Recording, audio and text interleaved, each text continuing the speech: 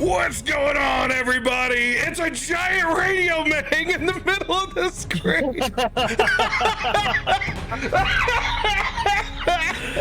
Oh, welcome. This is RadioMang's Saved by the Smell 3, Tormund's Quest 30. Well, I mean, if you want to put me front and center, who am I to say that you're wrong doing so? Come on now. This is amazing. Could you move over? I can't quite. No. Wherever you are, I'm just uncovering. Oh, sorry, this is my show now. I'm officially taking over. You thought it was enough to get me 3 nights a week on Captain's D&D. What has it done to you? It's made you gigantic. Now you're just like invading everybody else's square. I'm good. I'm good over here in my corner. This is what happens when I don't wear my hat. See, everything goes to hell. There it goes. Oh, Yeah, man. it does. You know, you try one thing. You try one thing before show. And now you got a line. You have a line on your face. Right here? Can you guys see that on the stream? I can see it. Oh, Yeah, I can see Oh, it. it's on this side. It's right here. It's like a random screen tear. Yeah. What Got is some, that? Got some pixel tear there, buddy. Let's see if it comes back. What the heck is going on? Oh yeah, it has to do with the layer that's in front of my face or over there by my face. Don't worry, chat. All of your screens have a crack in it. All right, hold on. Should I put the hat back on and see if it changes? No. You just stay where you're at, and I'm gonna move everything back to where the first 170 episodes of D&D that I've done, where I normally put it, and we're not gonna move it there ever again. And we'll see what happens.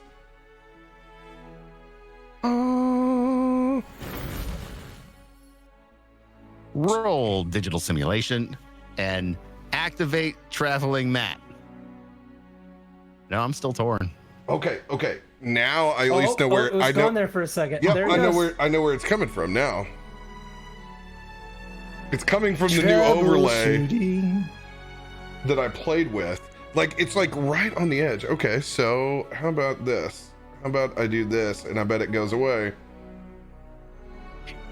Oh. Ta-da!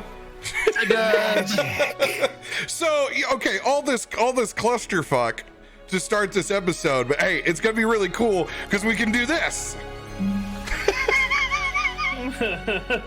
Yeah! It work? Yeah! Too much better. Hey, it's a 16. We're doing it live, man! Doing it The live! screen is so bright. It is really bright. It is really bright. I think I'm gonna get a suntan or something. I rolled a 10. Yeah, what's nice about me is I can go to other screens and still roll on them, but I think you guys are stuck, aren't you? Is there any way? I'll just switch mine to Discord so it's not blinding me when we don't need it. Yeah. I also have it on my super big awesome screen too, like my main gaming screen, so that's probably why. No, I mean I have it on too. It's very bright. Yeah. It's not a comfortable environment if it's directly in front of you. There's no. I think it's just helping with my underglow. It is. You know? You're gonna have a good tan too. Oh yeah, I mean I'm pasty AF, so I need it. Oh, dude. I look like IRL. I look like Arkonan, so just fatter.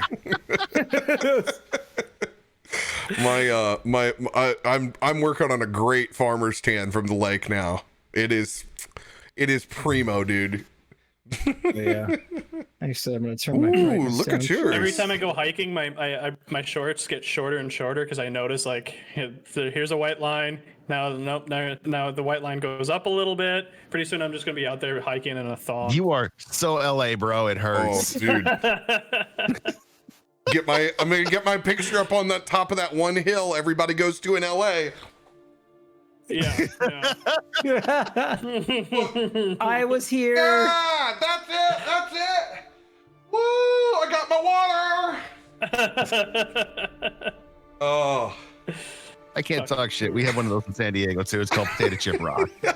potato chip rock. Oh Yes. Oh, I realize that's getting clipped probably. I hope so. We're gonna splice that into Omen's scene from Friday. That's just gonna be one of Omen's companions. Yeah! Police officer!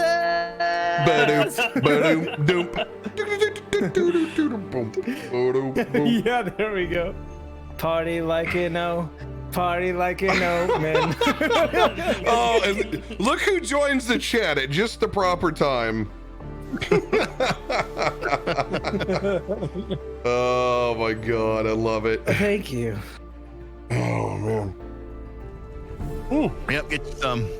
Oh yeah, It's Thursday night. Hey man, we're just doing all the things. I just tried to swallow my stir sticks. That's good. It's gonna be a good night, guys. It's gonna be a real good night. Everything's gonna go super smooth. D&D coming in hot. At least you know it's live and you know it's authentic. Just remember, everybody, drink responsibly. Live dangerously. Oh god, Dangerously and- I haven't lived nearly rangerously enough today. I can tell you that. Maybe that's the problem. Hey, you know what? We need to up your ranger score a little bit. Why don't you sit back and relax? Dude, it is. The grocery stores are open for approximately like 4 hours after I wake up. It is brutal right now. Brutal AF. Dude, I have cleared shit out of my freezer that I thought I would never touch. Dude, like I found an ancient the pot back of the pie. ice out. Oh, dude, yeah, I found an ancient pot pie for fucking lunch today. Pot pies. You're going in there, you find Han Solo frozen in the carbonite. Dude, he's back there. He's definitely back there. It's dude, it's 6 o'clock now. Like there is my town is ridden with COVID, yet people are still just like, sup, there's no big deal. Like everybody's running around over here. Oh my god, dude! We can't even have a Jimmy John's open anymore. Even Jimmy John's is closed. They got it got shut down. Freaky fast COVID. Get me out of Cape Garage Door. Good God. Meanwhile, Ellie would be like, "Hey, we're gonna open up." No, we're not gonna open up. We're gonna tease you about an open, and then we're just gonna close everything a week later. I'm gonna give you gems. Take it away. I got $1 for you. Yeah. Almost got it. Try again. Amazon, my Lord and Savior. Continue to send me everything in through the mail because that's all I can get. Thank you. Give you Twitch all the praise. There's just a dude in an Amazon van waiting outside your door. Yeah. He's like, he's gonna order this today. I'm positive that at some point in time, 2-day shipping is going to get walked back from this too. They're going to be like, no, just too busy. It's going to 3 days on Prime. I'm like, no, we lived in a golden age and now it is over. See, here's how I know that you live in Cape Garage Door. In San Diego, it was same-day shipping. Now it's 1-day shipping. Like I would order something at 3 o'clock in the afternoon and I would have it by 6. Yep. Yeah, that like our fulfillment centers are in Kentucky, Tennessee. I love it. Like at SpaceX, right next door to one of the buildings, we share a lot with the Amazon lot, and they're total dicks. Like all the drivers are dicks. I don't give a shit. You guys are all dicks. But it's amazing to me that like I order something and it says it's going to be fulfilled by that lot, and it still takes 3 days to get to my fucking house. It takes me a half hour to drive here. Oh, like, they've been inspired by the U.S. Postal Service. That's the kind of service they live up to. Oh my goodness! Hey, solid start to Tormund's quest, guys. Radio. Oh yeah, we're doing a show. Welcome to our old man bitch session. I'll be telling you, chatting. I got this gout. I got this scout. gosh. Oh, it's all true, all of it. Radio, you got any announcements, my dude? Oh, let's see. I finally have emotes on my channel. What? They're live. Let's go. Oh my God, there they are. You got the rated M for Mang. You got the Mang Wiser. You got Fortuna the Cat. You got Salty Ingrams. You've got Exotic Ingrams. And you got 2 tokens and a blue. Can you tell what game I spend a majority of my time playing? Oh, I love it, dude. Donkey Kong. And then I just got confirmation that the Angry Cricket will be here by the 15th. Is that going to be your tier 2, the Angry Cricket? Oh, no. Rated M for Mang is tier 2. Cricket's going to be tier 1. We're throwing it right in there so everybody can use it. This is hate speech, chat, is what this is. This is an attack on my character. Now, not only do I have to hear the damn thing, now I'm going to have to look at it too. Hey, you know what? At least with my artist, if you look at Fortuna, it's going to be a cute Angry Cricket. I mean, come on. Screw that thing, dude. So that's it. That's all I've got. It'll be Destiny either, maybe after tonight. It depends. If we have a heavy night like we had last night, no. I know. I don't know why you wouldn't go and just look for calcified fragments with me, which I didn't either. I couldn't do that. I picked up a handful since then, but nothing crazy. Don't blame you. I went and hugged my children last night before I went to bed. Apologize for the grandpa, did you? Exactly. Sorry, Oh my God, was such an asshole. Yeah. So if you guys haven't seen Game of Saving Throws from yesterday, watch it and then come talk to me. You'll want to watch that. If you're a you're a Twitch subscriber, you can just go click on my face down below the video. You can get videos through there from yesterday, or you can go to the Discord. Discord will get you there, but you got to link your Twitch username and account in with the Discord, and then you can access the VODs sitting wonderfully right there. Or if you're one of our patrons, it's posted there. But yeah, you'll want to watch at least the last 15 minutes. There's maybe the largest spoiler in all of this universe dropped last night. Blew my mind.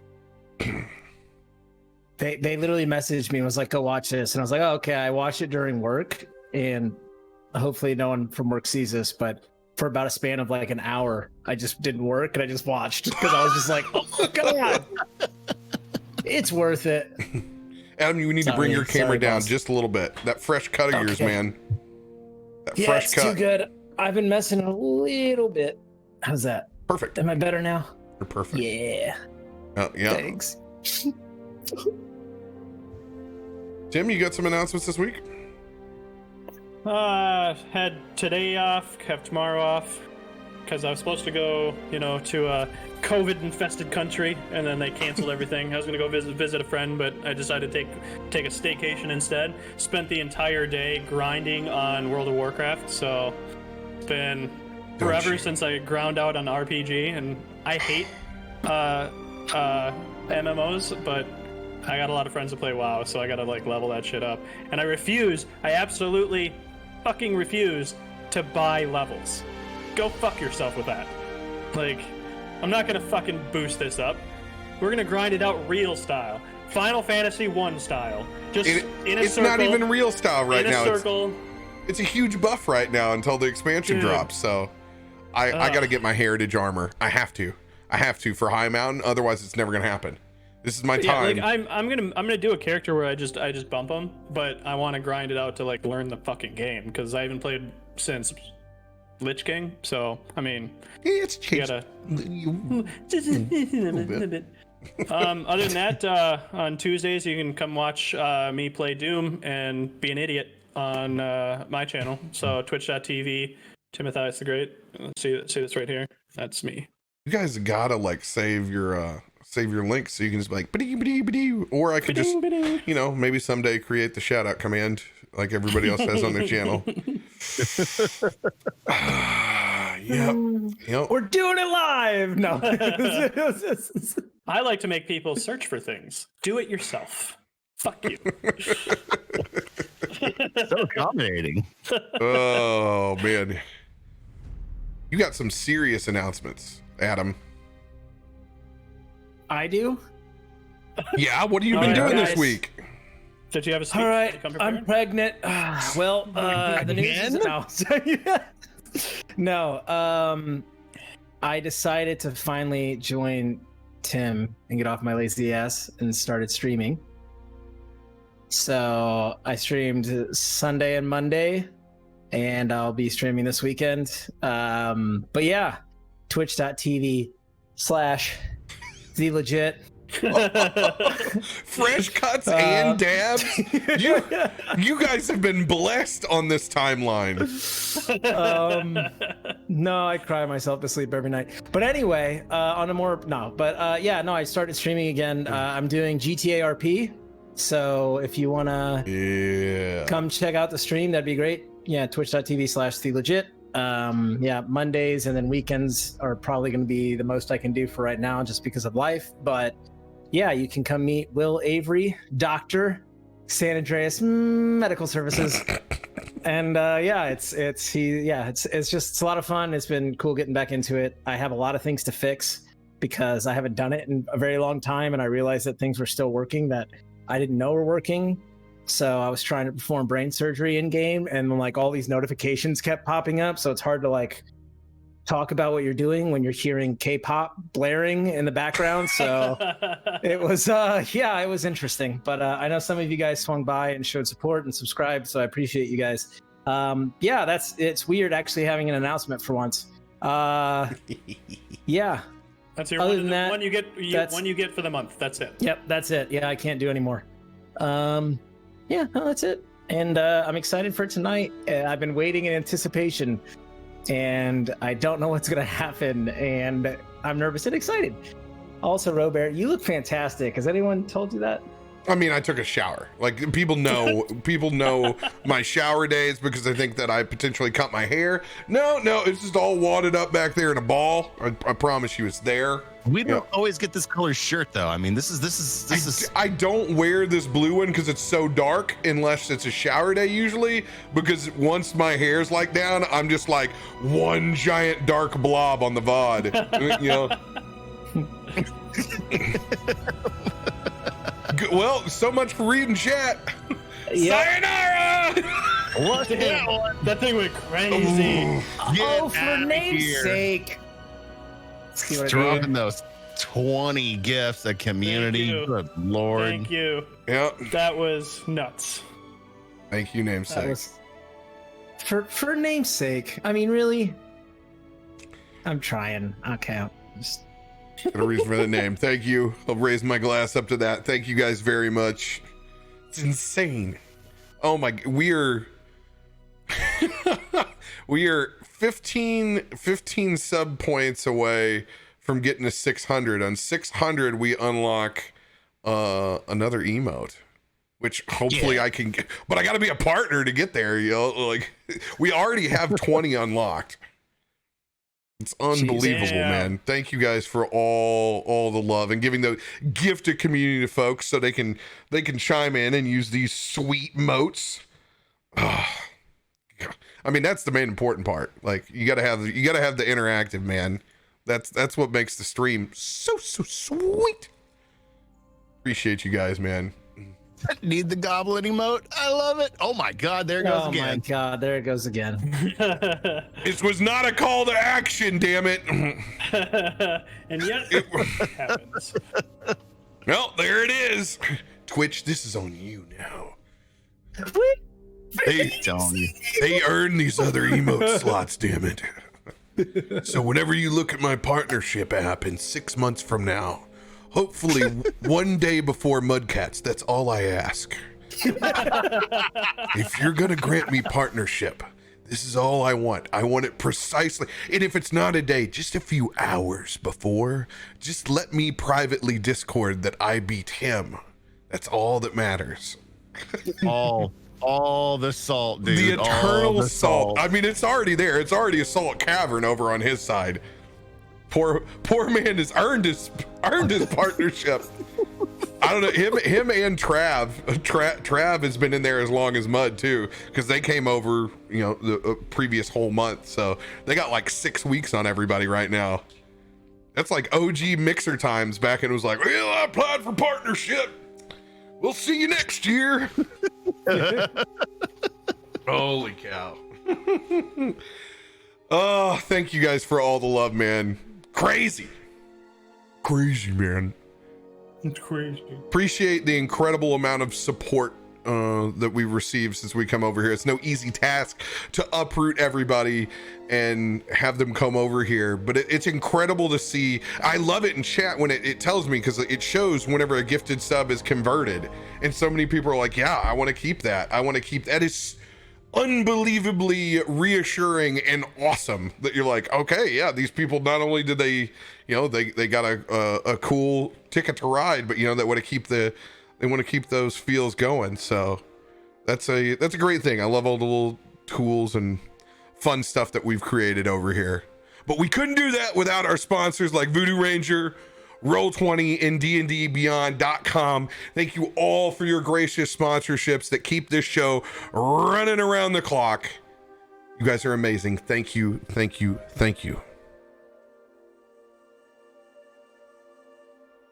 Oh my God, that death saves cup, dude. It's so hard not to log on and go, I don't need a $40 t-shirt today. I don't need a $40 t-shirt today. No. When that Vecna one dropped, oh my God. Yeah, dude, that touch of blue in that thing, so good. I even got I got 2 of the face masks for walking around town, so I can look like a death metal kid. That's dope. That's really dope. Yeah. That one and the RPG horror, the satanic RPG horror tabloid one, I have to get that. Oh my God, you're wearing it! Oh my God, show everybody. It's the greatest, it's the best shirt that Death Says has. Free plugs, dude. Oh, if you're an 80s remember baby. This, Joe. Remember this. This is actually stolen from a real headline, and then he added the Death Says at the top. Oh God, that one's so good. Yeah. That's awesome. Yeah, I spent all my money at Death Says at D&D Live 2019. All of it. I even almost bought like the girls' tank, because I was like, what's that? Is that a tank top? They're like, yeah. They're like, it's for girls. I was like, don't judge me. Don't. Yeah. Can't you see this with me in a kiddie pool? Come on. They were gonna sell it to me. They're like, yeah, where? Cool. I'm like, that's still skinny on me. Joe was up there. They would sell anything. Joe was selling in the booth. Like, he made you, like, if you walk by and talk to Joe, you're like, oh, you better buy something. Joe's up there just talking to people. Yeah. Yep. I got to talk to him for like a good 30-35 minutes about like just D&D, and you know, growing up as a you know, a poor kid, and like, you know, playing D&D and like learning all that shit, and he's like awesome. Talking to him how I incorporated Arkonan the Cruel into my own home game as a something for the Dragonborn to aspire to. Look at that drop.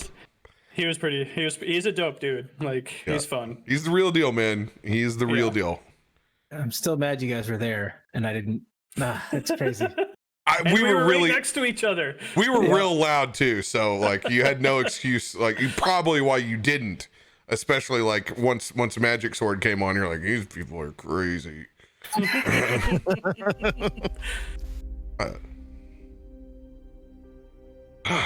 right, because we've all been delaying on this. Oh, hashtag never split the party, guys. Don't ever do it. Don't ever do it. If you're thinking about doing it, don't do it. But I'm about to show you how you can. Oh, see, this is why I've been real interested to see what happens from this point on, because I've already done this once before in another life. And Last week. On Tormund's quest. After the party made their way, securing themselves into the sewers, after almost being spotted and run down by the town guard, you guys gathered yourselves, took a short rest, and began to navigate your way through the sewers of Neverwinter, headed back to Gale's home. Blue Lake, formerly Black Lake. In the process of getting there, running across some mischievous kobolds that you left be, you end up running in to a small hideout where several members of this inspired cult began to engage you before you could finish making your way due north. As you guys got into an encounter with them, you found several more Stormcaller mages, ones that you have not seen since you have been at the lighthouse. So long ago, the first time that you saw that full-fledged form of Talos appear to you, and their leader, Aris. As you dispensed of those foes, you found plans to attack 2 different locations. Those locations being the Shard of Night, the Shard of Moon. In the north, in the River District. Back to the south, in the Protector's Enclave, the House of Knowledge. Where currently, most of the civilians that have been hurt or injured are now staying in triage, receiving care, including the love of Gale's life, Myra.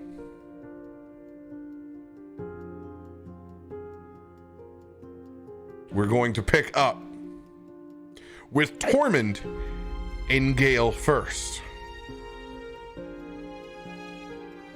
as the party has split off in their separate directions.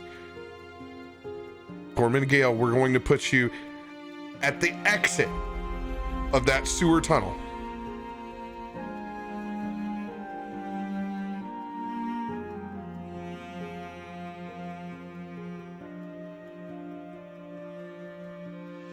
Yo, do you remember what Arkonan said we needed to speak to get this fucking right to open? I believe it was friends. Friends. It was friend. Friend will let us pass. Do you wanna try it? As I've been pulling on it, I just gotta push it up. Oh, okay. I guess that worked. Slide the grate open. Take a look, make sure it is clear. Gonna prairie dog my head up and look around. Roll a public perception.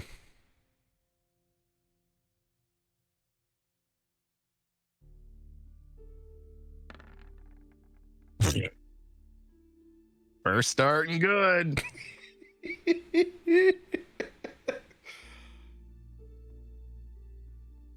Rain still coming down. You peep up. You get a little bit of that grass, mud, and water in your eyes. You squint out. You just see rain all around you hitting the cobblestone inside of this cemetery. You can't see anyone else around you. I think we're clear. It's raining out here. Come on, let's get out of this goddamn hole. I follow.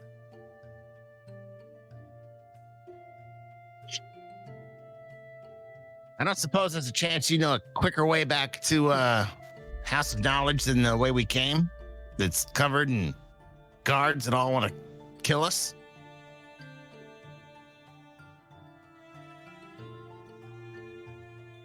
Well, I can make myself look like someone different, but I don't know if I can do that for you.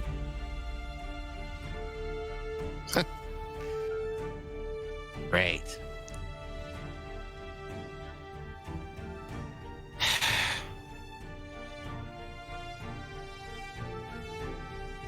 Well, we get over this wall. I got an idea. But I'll tell you right now, I'm not gonna like it. Well, if You gets can us look there like one of faster. those, you can look like one of those guards. Pretty sure I can do enough damage beating my own ass that I can look bloodied and bruised. You can escort me to the house of knowledge where they've been helping people who've been getting their ass kicked.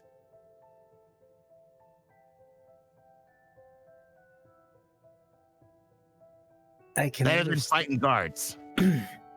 I can understand the thoughts behind that, but I would rather have you in fighting shape when we actually get there to potentially stop some cultists from killing a bunch of innocent people. I had told you I wasn't gonna like it. I know this means a lot to you. Let us be as quiet as we can and as quick as we can. And I shift forms as I cast a Sky Self and alter the way that I look to look like a more peasant, like neutral browns, dirty ruffled face, just Oi, kind of like You general. just became an NPC. You are right, but I still talk like this, so Don't touch the sweet rose. but we should hurry, yes. Right? Well, what's the story? I mean, this place is under martial law. If they catch you and me together, chances are they're gonna want to take a piece out of my ass.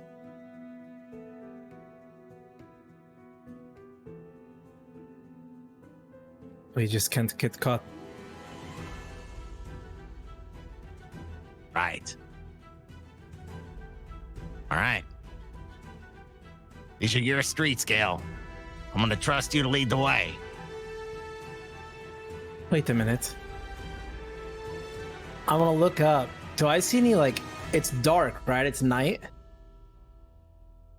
Like, it's like nighttime still? No. You guys have rested. It's early morning. So like 5 a.m., like sun's just thinking about to come up in the next 30, 45 minutes. Do I think we would be able to potentially, I could jump on Tormund and he could fly in the air out of the streets and it'd be dark enough for us to fly directly there, I mean, up high enough? you could certainly try. Shit. I'm gonna back your plate, kid.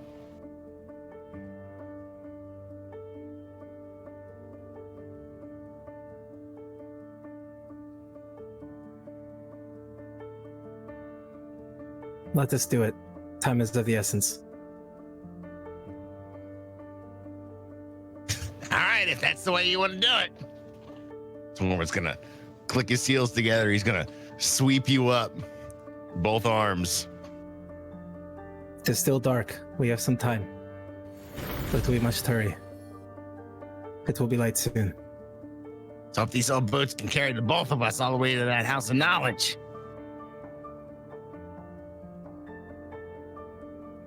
Me too. I have no idea how I'm rolling on this one. You guys are still sitting down in the sewer. You guys haven't made it. But we We climbed came out. Okay, you we guys both have came climbed. up. Okay, you guys have both come up here. Gotcha. Yeah, this whole conversation happened on the other side of the grate. All right, above I the need sewer. everybody to roll stealth checks. Oh. First one's a 19. 19. Hold on.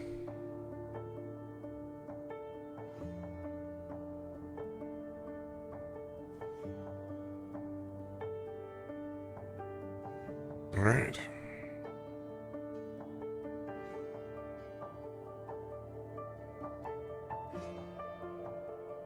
Guys are currently right here against the wall.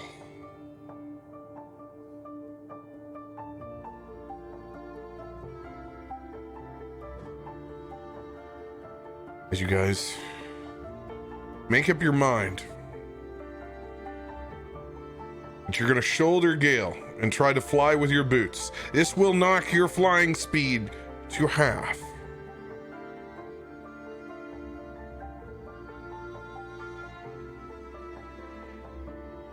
Oh, great. All right, I'm moving at 15 feet per round. This is going to be good. We are the slowest moving Zeppelin on the planet.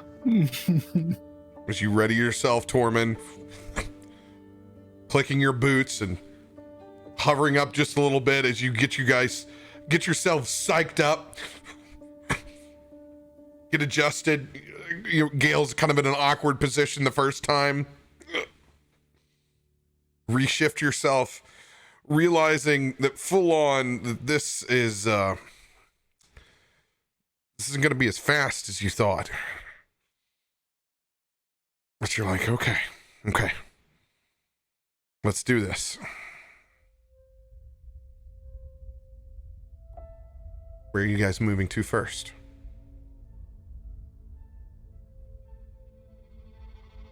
I mean, I'm assuming we're gonna probably try and building jump from here to here and then through this direction.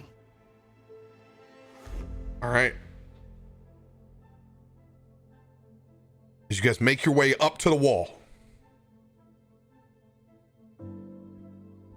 like two kids in a trench coat, Tormund eases up and over like a crocodile raising up out of the water, peering over the edge.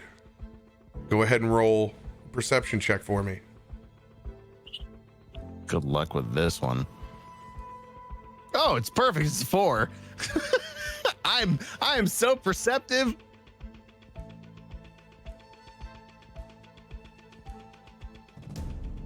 Radio, you have a 1d8 inspiration. Thank you. Actually, Make sure to mark those on your D&D Beyond character sheets so the folks know. Also, I will give Gale, you're going to take that item A. Just write it down so that you know, as well as on my sheet. I will mark you that you have an A coming your way from the community. I don't even know if a 1d8 is gonna save me there. What was your perception? 4. Still the rain coming down. Looking around, you can see one major patrol that seems to be headed in an easterly direction. It looks like you're clear.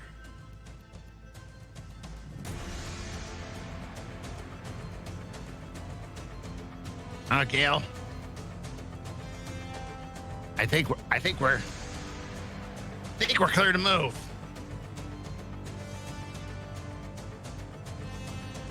You better be sure. Damn, rain's in my eyes. I'm sure as I can be. I just like throw my arm out and the bubble appears around us. Why didn't you say something? Now we're flying and a bubble. All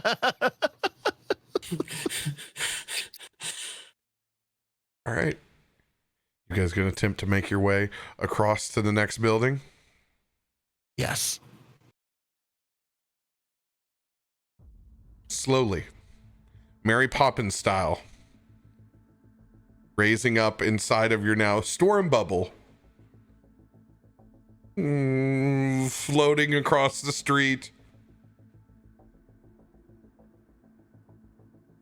You lucky son of a bitch, Tormund. As there is no other patrol back behind them. God, thank you. Oh, please. Just one old woman with a grainy cell phone. Motorola Razr. What is that? That'll make the Protector's Enclave daily.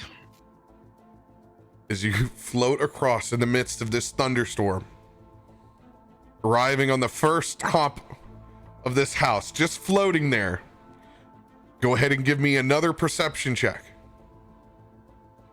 Am I also able to perceive? Yes. Both of you, Okay, it'll be averages now, since you're both up and over the wall. And get 18. Oh, by the way, guys, I want you to make these public. Oh, okay. Oh, okay. Assume public rolls unless I tell you otherwise. Okay. 4. So I get to re-roll that nat 1. I'll take it. Nope, that'll be on the next round. So you got a 1. Yeah, what'd you get? 18. Tormund, you think maybe it was all that bar food that he ate earlier still sitting in his system, and he just hadn't found a place to relieve it yet. Oh, God. This is not as comfortable as a flight and journey as you'd hoped for. Gale, you can see across this street 2 patrols ready to crisscross.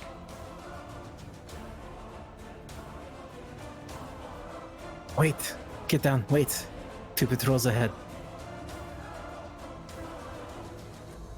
Hold on.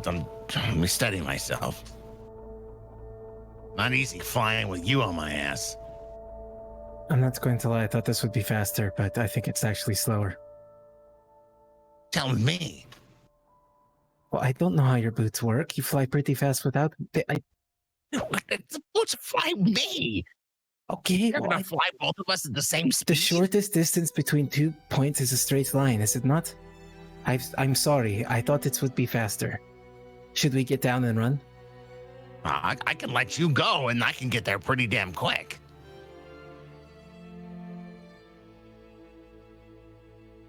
I need you guys to roll a stealth check. However, roll this with disadvantage. You're up on top of this old terracotta roof. There's not a lot of places to put a flying storm bubble of 2.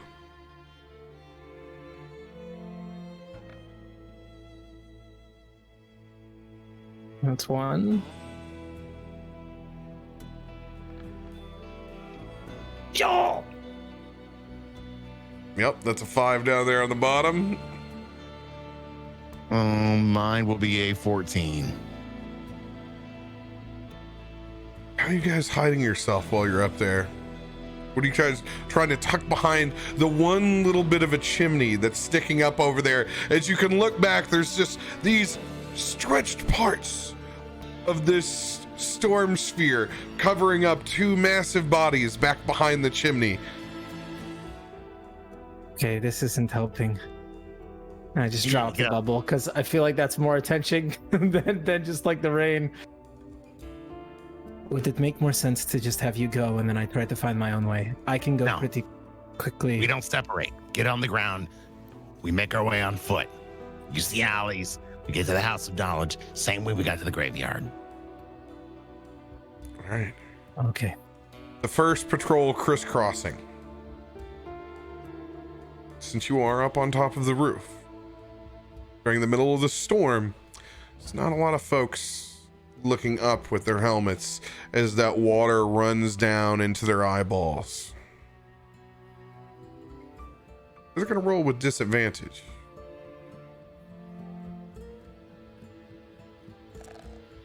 Chris Carson guards that are coming from the east.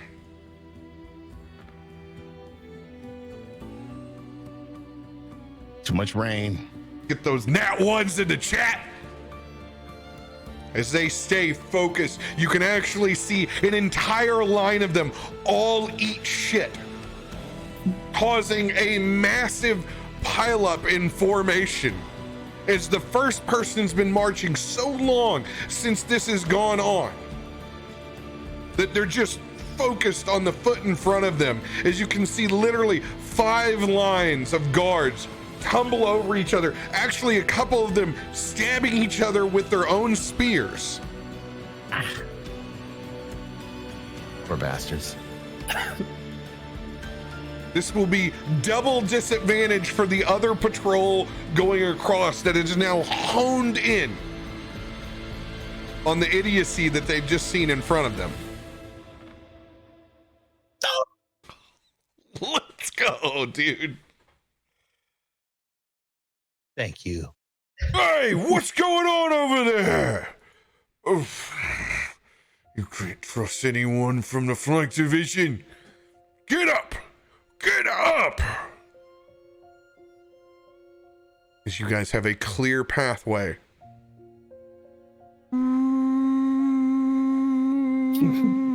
Mary Poppins makes your way across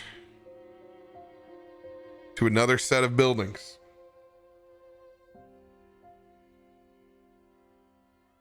This time, one major roadway to cross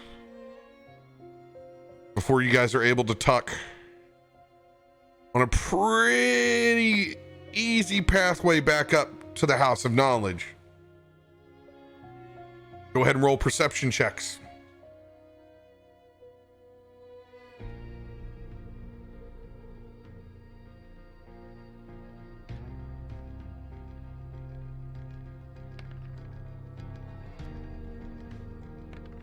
It's mine. Oh, that was wrong. 2. 19. 19, what was yours, Radio? I rolled 2. And these aren't combined at the moment. There's see 20. One patrol making its way back towards the center of the Protector's Enclave. Pretty cut and dry. Tormund, I'm going to need you to make one dexterity ability check as you fly across this street.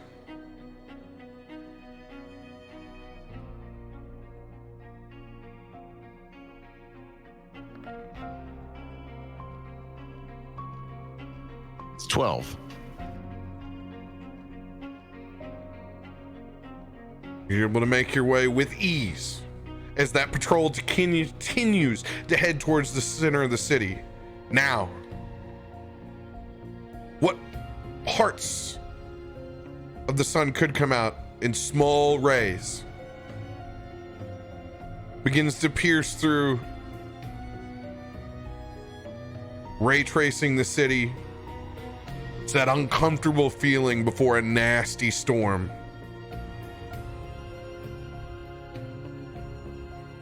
You guys currently sitting up on that row house that curves and wraps around, heading up to the House of Knowledge, up on that roof. How do you guys choose to proceed? We should go on, Get on the ground? Yes. Let's get on the ground.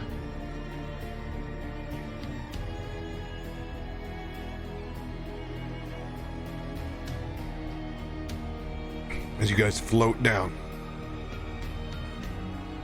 back on the street, an eerie quiet in the district, still buildings burning, back towards the center of town. Go ahead and give me stealth checks.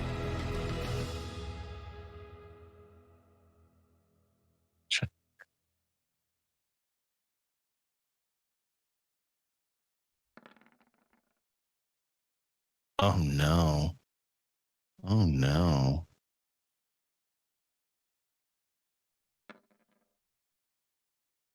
It's not much better. We're gonna average out at about a 3. That's a 6 for me. Do I have anything? Hold on. Let me just. You know what? Screw that. Hell yeah. I'm burning a lucky card. F that noise. No, don't burn your lucky. Don't burn your lucky. Don't burn your lucky.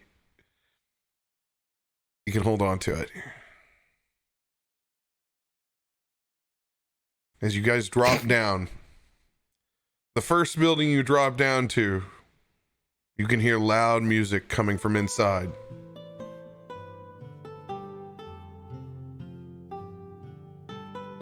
Solemn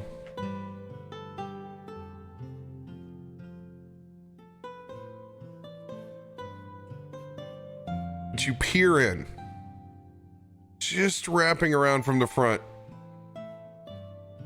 as you see two individuals still inside this tavern, and they look like they have been for quite some time.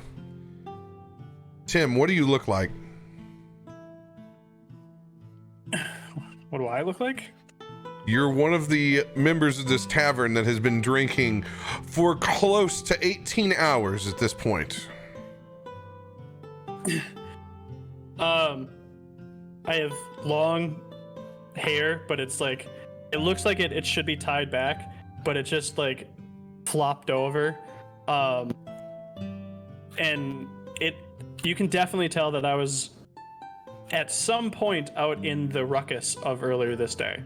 Like, whatever I was doing, there's like matted blood and like dirt that I just haven't cleaned up. My shirt's kind of like open a little bit, and rather androgynous. Can't really tell, guy, girl, and don't know. Could even be, non-binary. You don't know, but still muscular too. So it's a toss-up. Your drinking compatriot next to you, leather vest, no shirt on, harem pants, oddly connected to some well-worn hiking boots, is a stout pot-bellied dwarf, full-on skullet and ginger braids that come down. No, I told us here we had to go home. So he ain't gonna go home, 'cause there ain't no home.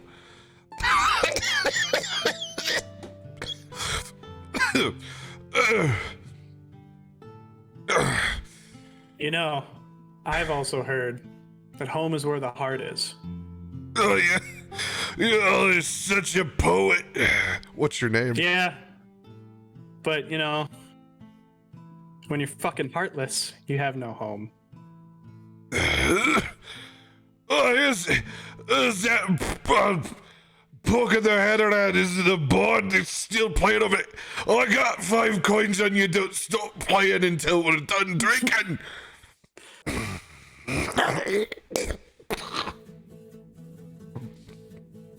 As both of you stare in on this scene, hey, big lizard boy,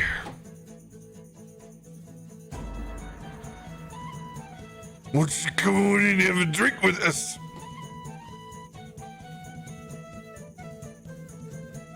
I don't know, you buying? Looks down. He does. He's got all of his money up on the table. He stares at it real hard. Maybe. Are you buying for both of us? That depends on the kind of company you provide. Fine. I've been keeping this board up since the city went to shit. I put my arm in front of Tormund and I just whisper, "We don't have time.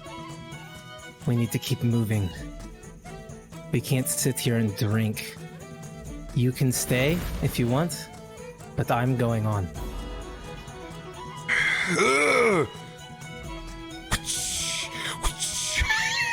Some boy's gonna go back to his woman, does he? He looks like a pretty boy, doesn't he? Yeah, no, don't engage. If I Friend, gotta drink with these guys, I gotta drink. I would hold your fucking tongue before I rip it out. Oh, I see. You see me just go. It's really slippery.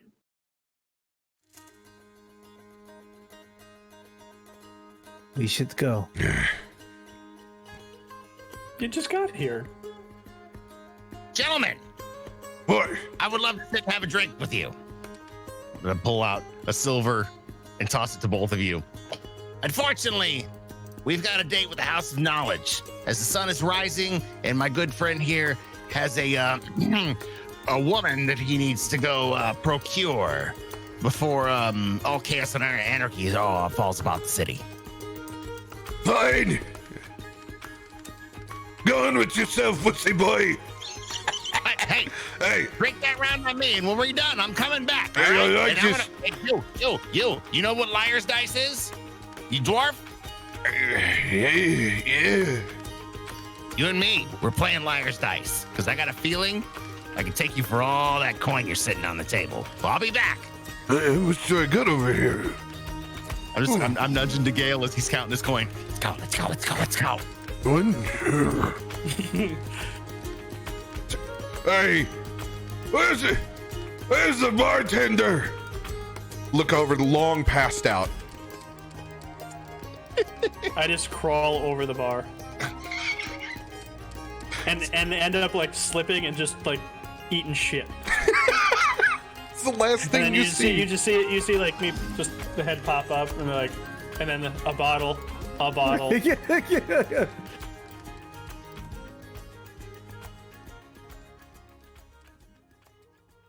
And then I just palm coin.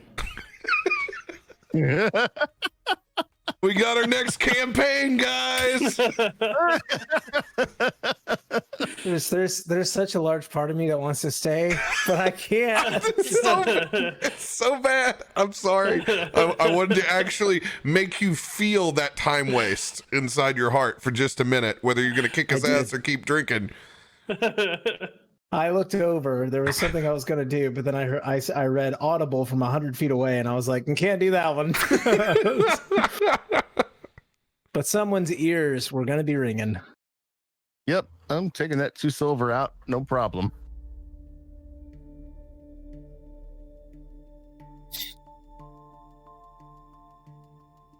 As you guys make your way back out, trying not to get noticed by any other locals that have decided to pour and drink as well. Go ahead and give me another stealth check.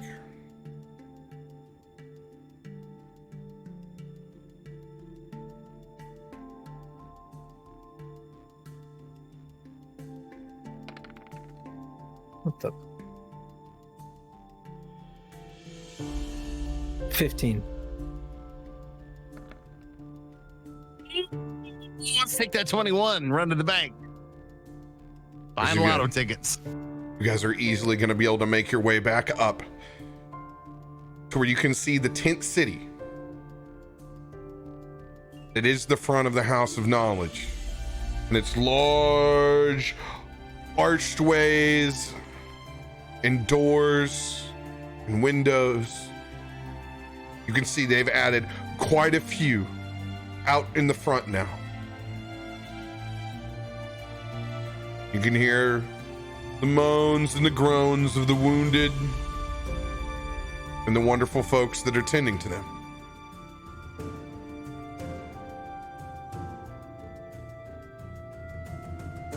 Yeah, you know where she's at. Go in. Get her. Let's see if I can have some of these people out here. Look around for them. They might be around here still. It's kind of my idea. Let's see if I can help. Keep my eyes out for anybody who's suspiciously doing something.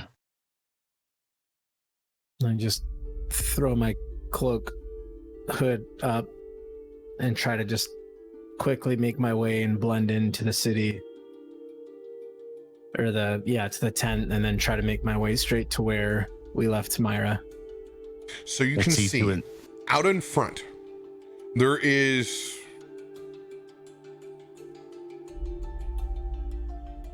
about 70 so feet of just pure tent city set up in between the buildings that line either side. There's a long not covered, but stone breezeway that goes over the top of the end, where there's a massive tent underneath it. where most of the medical professionals are at. A little north of it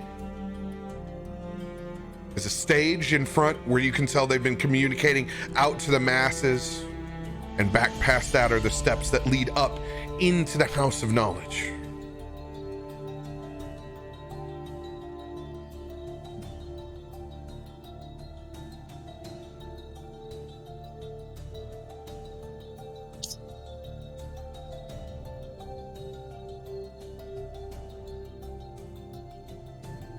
Okay, I'm going to once again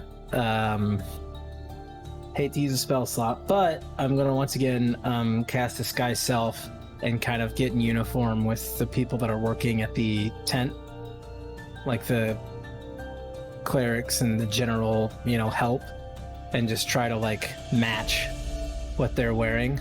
Mm-hmm. And then I'm just gonna like quickly like make my way towards that, and then just try to duck around and continue past to the steps. Go ahead and give me just a performance check, just to try to blend. It's not a hard one. But I'm rolling, so it is. But you have your disguise, so roll with advantage.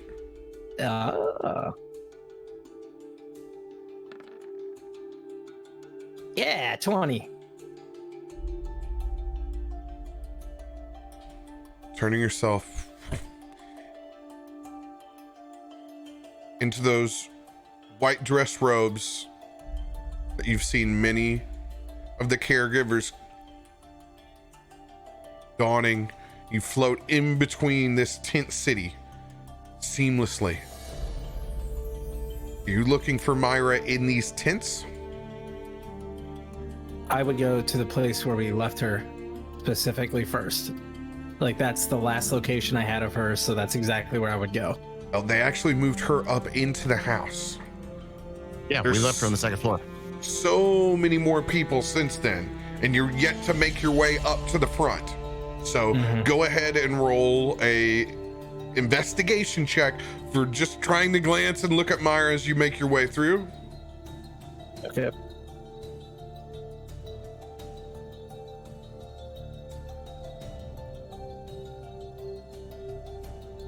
Well, that's not right.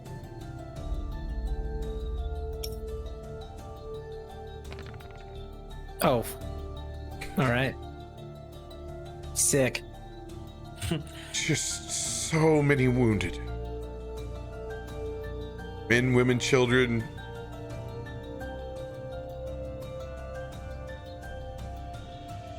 Just a feeling of grief and hopelessness as you walk through, as there's just so many people that need to be tended to and so few of just caregivers.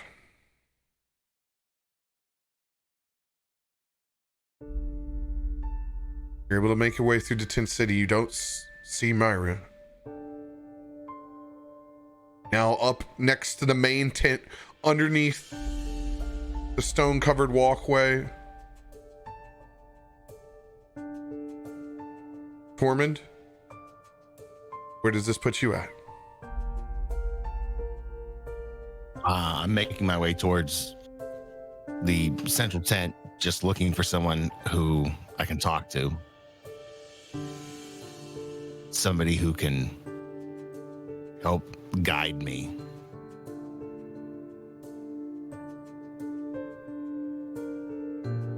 Roll perception check.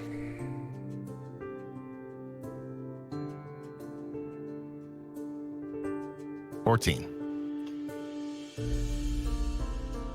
14. You look up over to a man with a saw in his hand with a thick curled mustache. Assistant next to them, clean cut, round spectacles, blonde hair, piercing blue eyes, juxtaposed to the very brown and solemn face. Both appear to be in their mid-40s. Lots of wear and tear on their dress whites.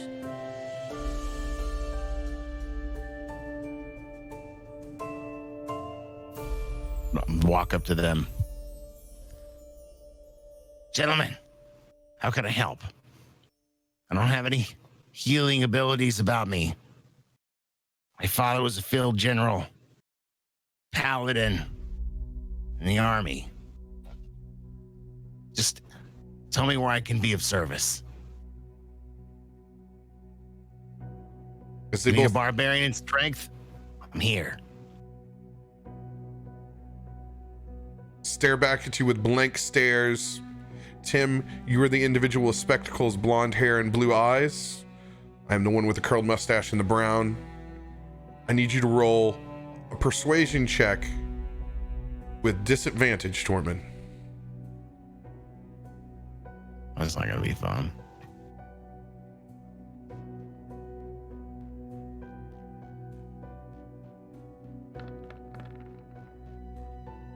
Oh, not bad. 12. Good to know. I burn him on here just like I burn him on my own sheet.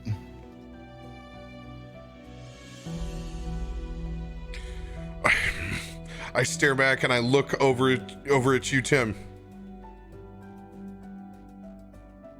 I don't care, Dr. Shea. We don't have time. It's fine. We'll use whatever help that we can get. At this point, all hands on deck. My name is Dr. Pontius. If you will follow me, I need your assistance now. Lead the way, Dr. Pontius. Tuck back up underneath that tent.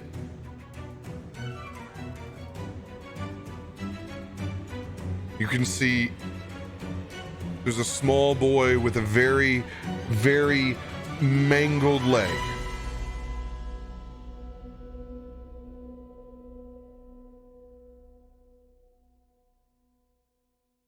As Dr. Shea, you hand Tormund over a towel.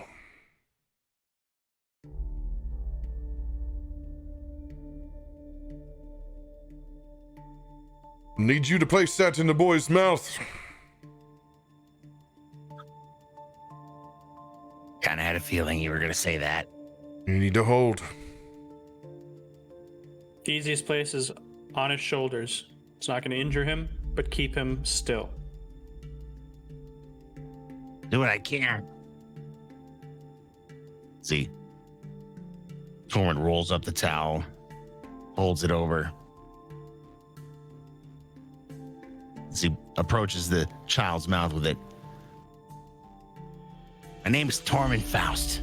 These men are going to help you. What's about to happen is going to hurt a lot. It's going to leave you some pretty sour memories of this moment. But I'm going to need you to bite on this as hard as you can. I'm going to hold you still, and they're going to take care of you. You're not going to be able to understand this now, but just understand. I need you to listen to me and do what I ask you to do so they can help you.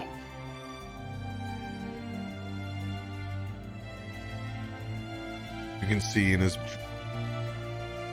tear-covered eyes, the little one rolls down and just a shake of his head as it rolls down one of his freckles. As you comfort and ease. As you guys successfully tend to that patient inside the tent.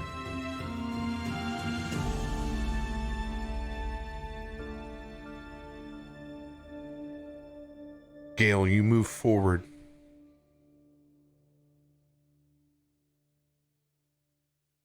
Past these horde scenes, over towards the main stage, where you can see several acolytes and priests have now gathered in front.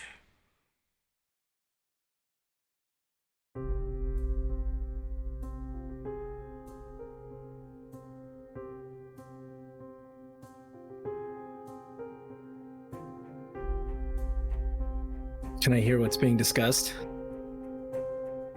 Certainly try. Do a perception.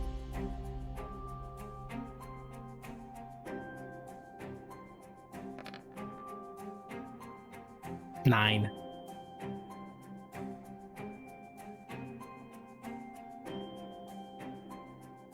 You can hear a lot of them are whispering back and forth to each other. It's hard to make out. They don't seem to all be in agreement, though.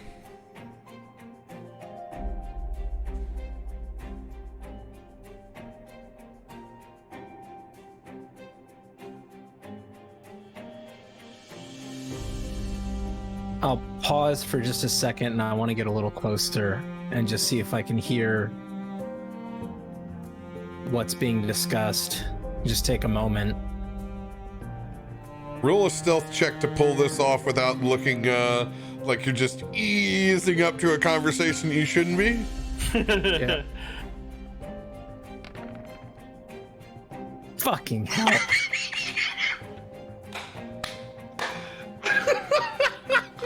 The Legend of Adam Dice continues.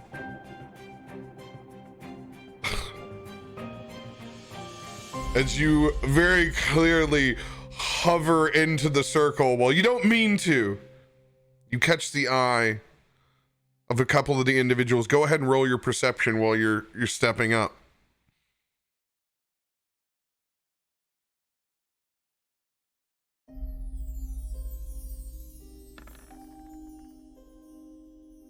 $21. As you walk up into the circle, almost drawn in by the conversation, you almost lose your surroundings. Arousing.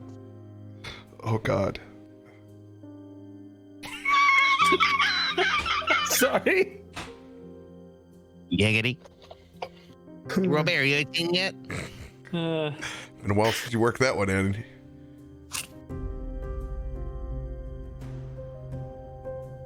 It is under a complete and total lockdown. We cannot risk opening up this temple again. You remember what happened the last time.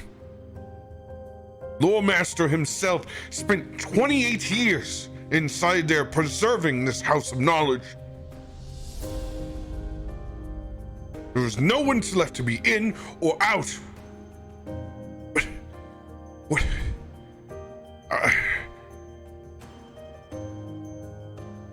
What are we to do with the ones that we need to separate from the rest? The most wounded. We can no longer afford to put anyone else inside of these beds. And are you... Doctor, are you a caregiver? As a stern man, male pattern baldness, has lost it for a while, large thumping blue vein off to the side of his temple, a man that you can see his head quite the day. If you could really channel the principle in Back to the Future inside of acolyte robes perfectly. Mr. Balding. Exactly what is your business, sir? I am sorry, I was I was supposed to come check. I came from the house and there's some confusion about what we are supposed to be doing, so they asked me for an update. Well, there is no update. We are in complete and total lockdown now. We have told the Lore Master we are going to the same provisions that saved and preserved this house the first time, and we will do it again. We will send another young priest in with the Lore Master as well, in case this goes longer than expected. And that is it. That will be it. Well, I will go.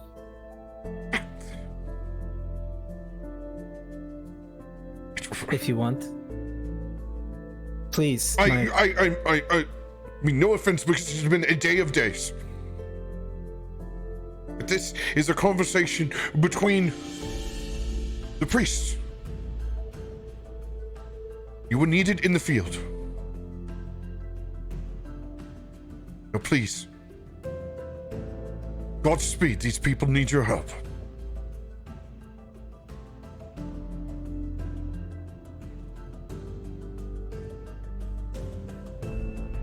What is your name?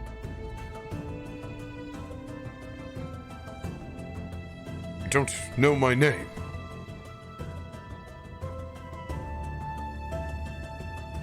And just since you here, as it gathers the attention of the rest of the priesthood that all look back towards you.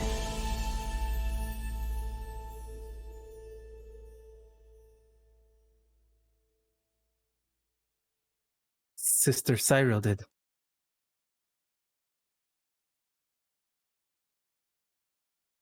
Sister Cyril. Yes.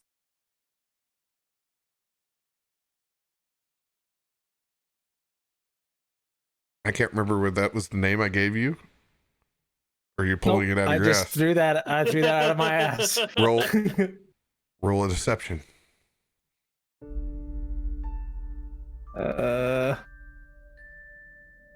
Give me that 20. Give me that 20. 20. Give me that 20. 22. Oh, with a +8. Damn, Gina. I'm a charismatic motherfucker. Hey, you are.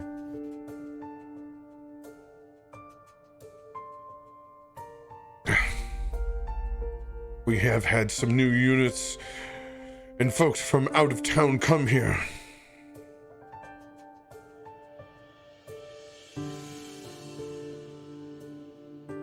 I'm Headmaster Yokor.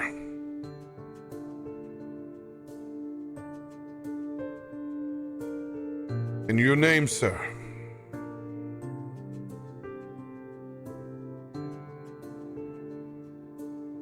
I am Isaac.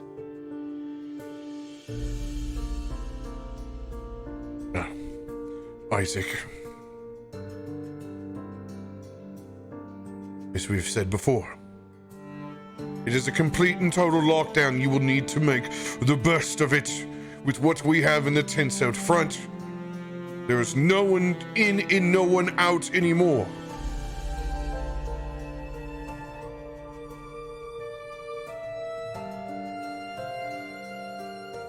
Trying to decide if I tell this guy what's potentially happening or if he's even going to believe me.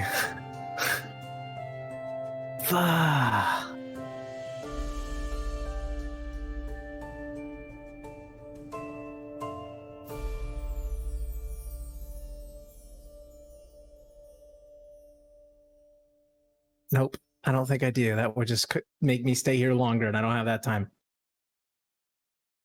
Of course, I will go. I apologize for the intrusion. And I'll just kind of bow and like back away, then turn and leave.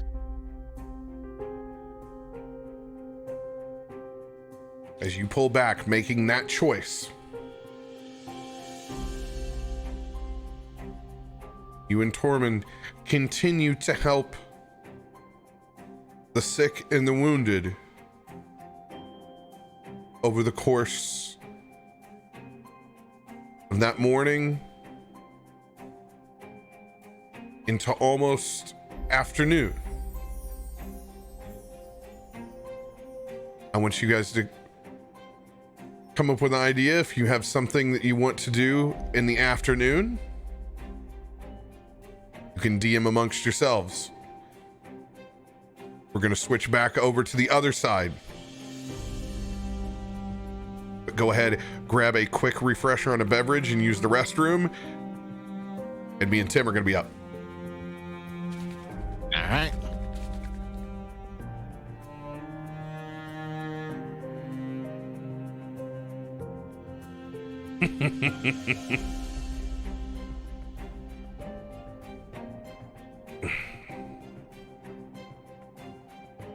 Adam didn't lose his arousal. No, he didn't. God. Oh, words are hard. Clip that shit. Oh.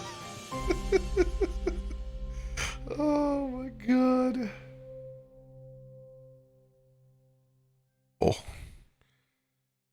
Oh yeah. So yeah, here's how I try to work in split parties. I try to do little checks, and then there's several times where you can work in like little NPCs where you can you feel like you're in the scene. So if you're sitting back and watching, it's not a completely passive experience. Like it puts you on the ground. Like I saw that tent in my mind, stuff kind of like that. That's one way to do it.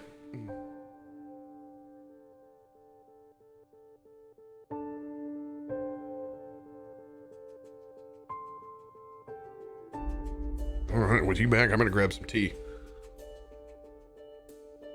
Get her done. I'm gonna talk to chat for a little bit.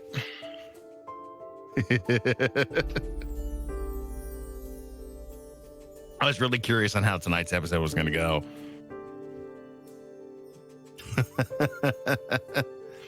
I love the fact that he threw it to Tim a couple of times to improv characters.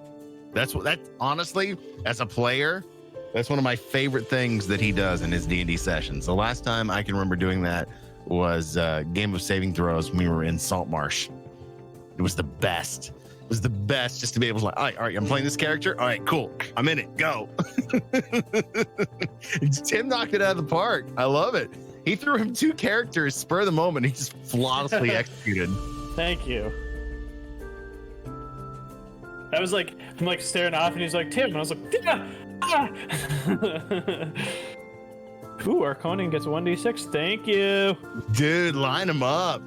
Yeah, I didn't feel like they had tonight. I just got out of the pool before we started session tonight, so I figured, F it. I wasn't gonna wear the hat. You're gonna see my curls tonight, because there's plenty of them. Inspiration. Mark that down.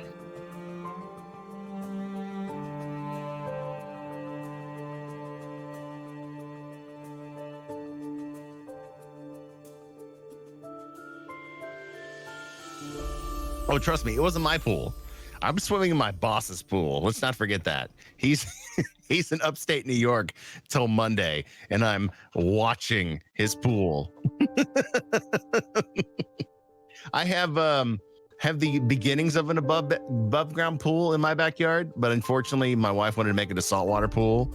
So finding all those components in the middle of COVID, in the middle of summer, have become quite the issue. I look 10 years younger. Oh, thank you. So what, you're saying I only look 50 instead of 60? Stop it. Of course he knows. Dude, he's got 2 cameras in his backyard that watch his pool. I told him I was going on the first day to refill his pool. Too much D&D? Never enough. That's what I would do. 100%. What's Mom, that? don't worry. You have a pool? I got you covered. Don't worry. And he's less than 4 miles away from me. If I wanted to, I could drunkenly stumble home from his house after drinking from his kegerator, which might have happened once or twice in the last 1 or 2 days.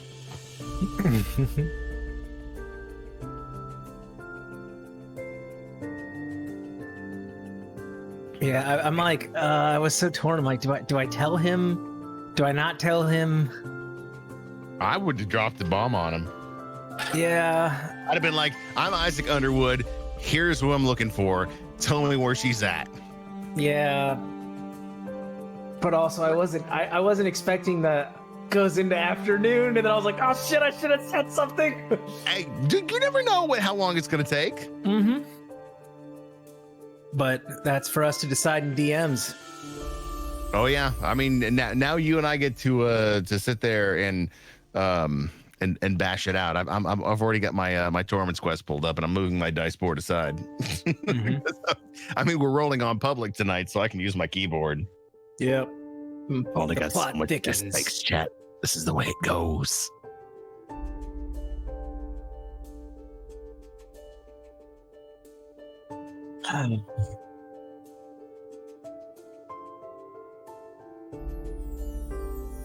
Yeah, I mean, that's the great thing about D&D though, is it's pros and cons and what happens. So,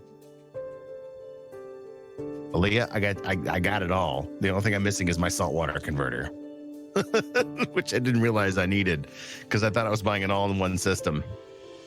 but we are ready to go. I got the salt, I got the pump, I got the sand. All I need is the salt chlorinator, which if I want to get it right now, I can get it off eBay for like $500, but that's ridiculous because those things list at like, I don't know, $250. That sounds great. Hey, welcome to home ownership. It's ridiculous. Try having your trees trimmed sometimes. It's not just manscaping, my friend. I got the Indomitable. Thank you, chat. Yeah, unlike other video games where they give you choices and the game just continues, here, if you make a choice, Consequences. there are consequences. I like it though, because that makes it real. I'm like, oh well, shit.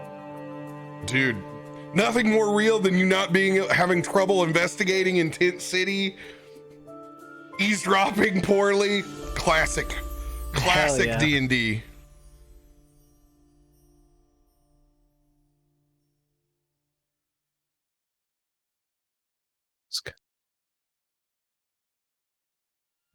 Back inside those sewers. Still headed north. Arkonan.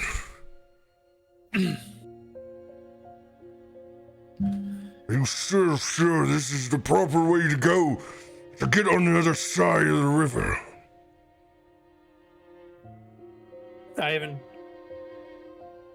haven't been in the city in so long, and I never really explored the sewers, but my sense of direction says yes. I believe you. We need to continue to make haste. I will assist you with the help action. Roll survival with advantage. Public rule, I assume? Mm-hmm.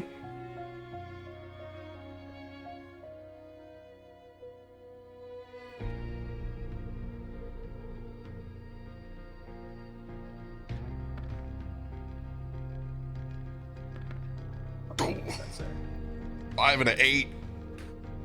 5 and an 8. Not cool, man. Not cool, bro. 11 then is the total.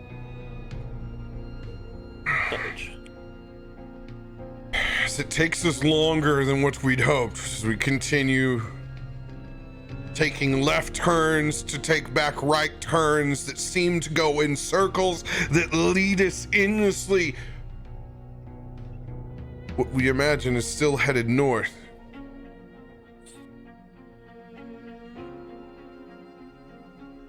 It feels like we're taking forever down there.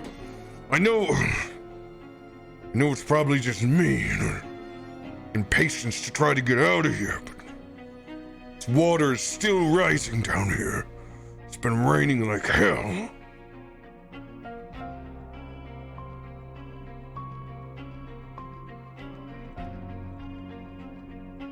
I don't know, maybe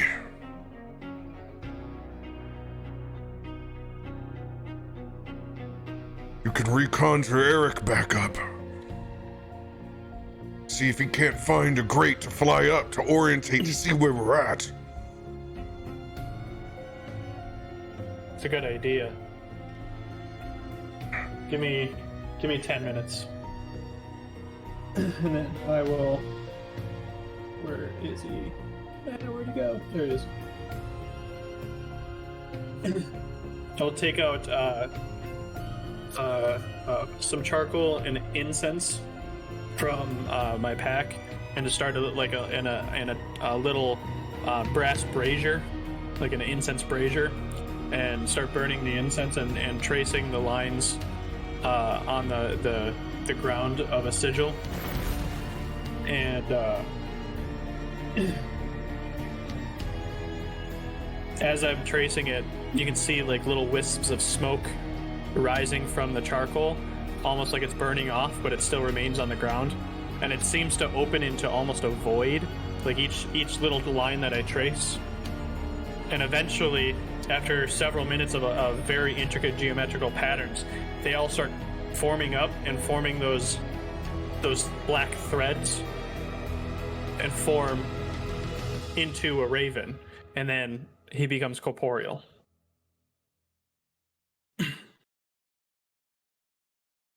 I never got to sit down and see you do that.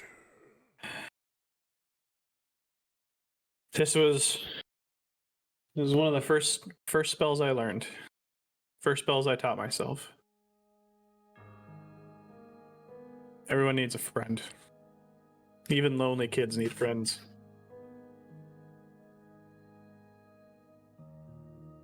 Then I pat him a little bit and I whisper in his ear, I say, "Show us where we are." Then I send him up to find whatever exit he can find.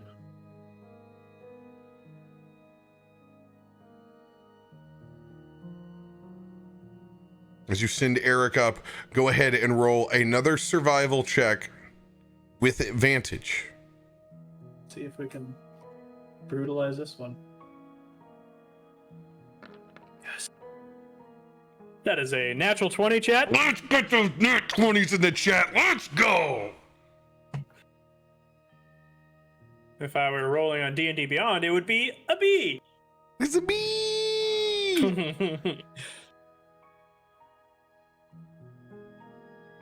As Eric flying through these tunnels, curving, making out just a little bit of that daybreak that's coming up now.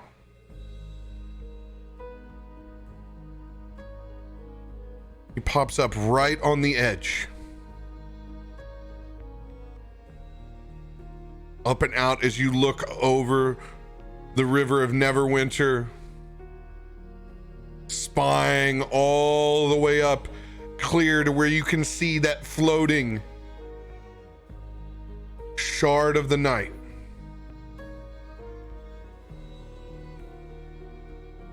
Constant floating mage tower in the sky, not too long ago consecrated by the god of Saloon, now a temple to the moon goddess herself.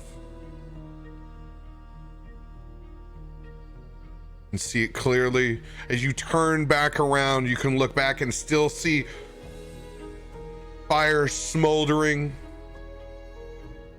the massive pile of tents that have appeared before the House of Knowledge.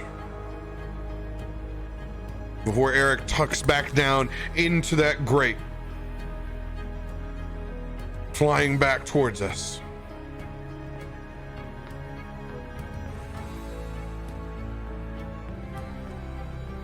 What did you see? What did you see, Arkonan? As he comes flying back, I warg out of him. Then I say, "We're still on the south side of the river. The tower still stands. I think we probably would have heard it fall, but we have to figure out. I don't know if the sewers go through the river, under the river, but we got to figure out some way to get over there." And we have a choice to make. We either go the stealthiest route and continue down here with our luck forward, knowing we can get across the river. We find whatever great Eric just flew up, and we bust out, and we not so conspicuously ride that old flaming bird right up to that son of a bitch.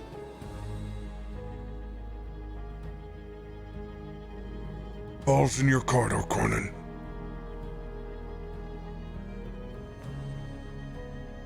I say fuck stealth. Let's just do it. I agree. As we make our way over to the grate that Eric found. God, these things are always sealed so damn tight. Both of us roll athletic checks on this bad boy. That should be great. Oh, God. Mine's not gonna be much better here. Ooh, that's a 13. Let's go. As I mercilessly beat on this thing like it's a pickle lid from hell. Arkonan comes up and hits it just the right angle to where it pops open. Whatever, I loosened it up for you. Yes, absolutely. It was just this little bit of rust. Arthritis in me, boy. It's the arthritis. I thought this body was young and new and, shiny. Yeah, the outside's shiny. It's the same old shit went on the inside. That's a terrible deal. Fades quick. It fades quick. You just get a new skin? You look at him, you clearly see that he's full of shit. Yeah.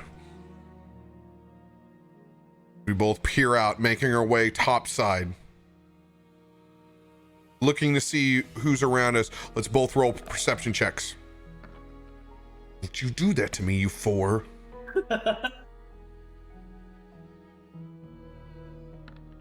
Ooh, that is a 24. Let's go. 16 for me.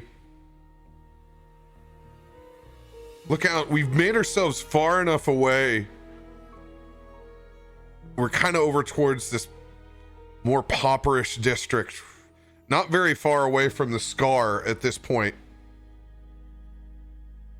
There's not a lot of patrol strength around us. We don't even see one. There's more just general people out on the front, kind of staring out at this storm and weather brewing as they see us pop up and out just a little bit, but nothing of concern. And it's the kind of district where people are doing hood rat shit all the time and out of the sewers. So it really doesn't even bat an eye from folks. Kids are dropping in and out this area, and you can tell by how easy it was to actually pop that grate that it's been popped a couple of times. Okay, we're gonna do this. Let's do this. As Dirakt begins to cast a spell in the middle of the street.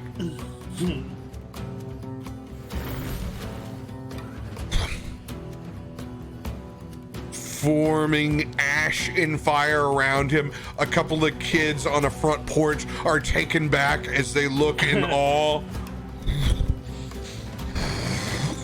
The wings unfold from the back of him as this phoenix flies up and over, landing majestically in front of us. I turn to the kids and I go, remember kids, magic. Wow. When I get older, I want to do that. Other kids just looking. As you can see, his bomb pop just slaws right off the stick and hits the ground. Just sugar water stuck to his face. Let's go, Arkonan.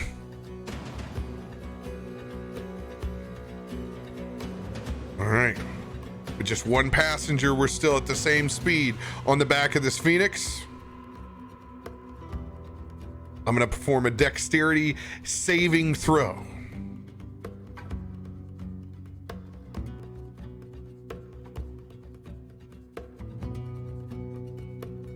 Come on, baby. Don't let me down.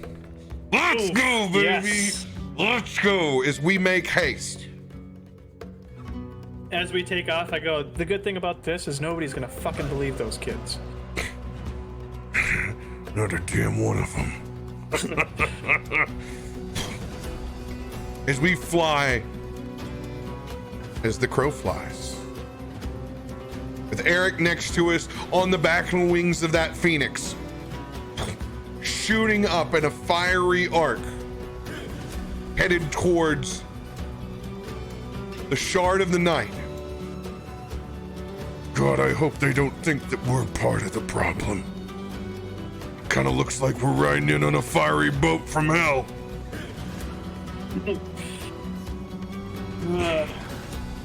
Yeah. Didn't really think that one through. I didn't either. I just wanted to get there quicker, damn it. As we haul ass up into the sky, truly seeing the destruction back behind us, still in the midst of this rain, we can see the clouds moving fast above us. Shifting in the wind. Whoa. Some serious pockets of wind. As one comes in from the right, hits us hard, followed by a second. I need you to make a strength saving throw. The best kind of saving throws for me. Oh. Oh, let's go, dude. Let's go. That's on a 17. It looks cocked, but Yeah. that'd be a 15 then. I got a 15 as well. DC was a 14. Oof. Do I think this is natural or unnatural wind? Like, are we high enough for like what I Oh yeah, I mean it's natural. science it out and okay. It's definitely natural. It's a nasty storm that's brewing. One of those springtime storms where there's pockets of sunlight protruding through, where it could just break out in a tornado at any moment, it feels like. We continue to make our way towards the shard of the moon as it makes itself more apparent now. We can truly see its splendor. A piece from the old world that was pulled from the Shadowlands and consecrated now. We're looking over it, flying around. I've always heard of it, but I've never really known where the hell's the door? From the ground, they always said there was a password that would open up one point in time, shadow steps, but now you claim to say pure moonlight to get into this temple. Let's roll history checks. Okay.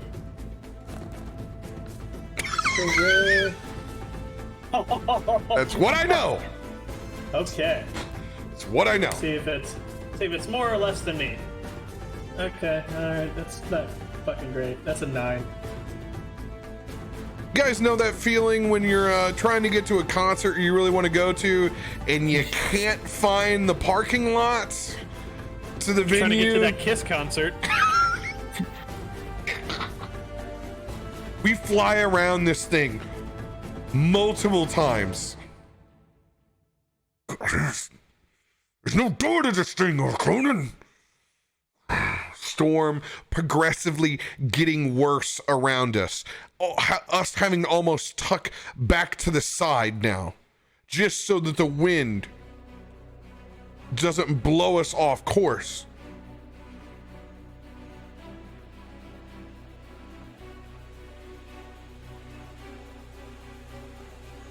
The whole time I'm like trying to like looking at the tower, seeing if there's anything.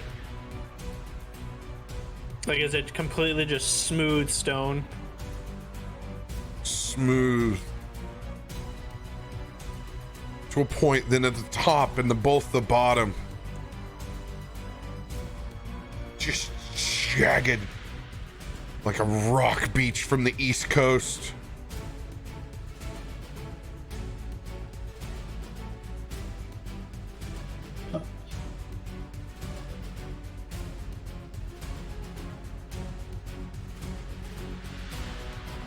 You can see what look like long archways that's looking into endless pits of darkness. They're like tinted windows on your 93 Honda Civic. That are just dark enough to get pulled over. We might have to just take a guess here. As much as I love being a wizard, I hate other wizards. This would be the same shit I would pull.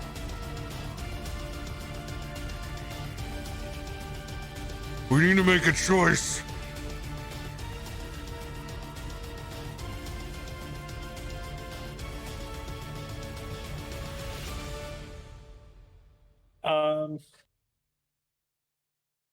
What do I have that I can throw?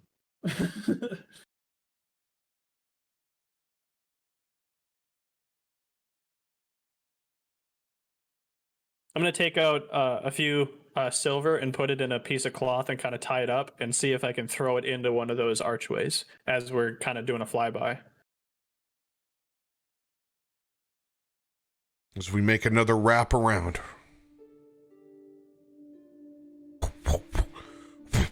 You throw into one of those dark archways. Gothic in style. It disappears.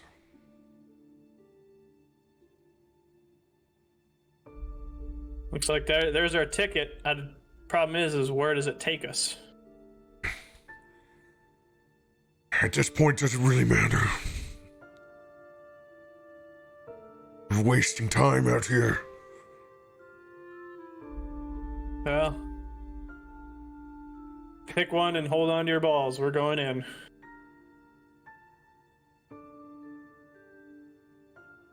Roll a d20.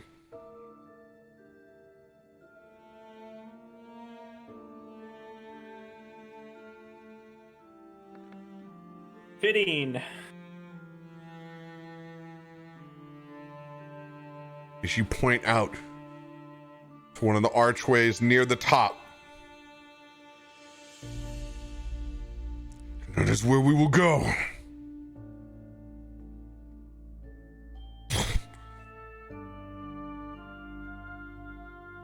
As we fly in a steady stream,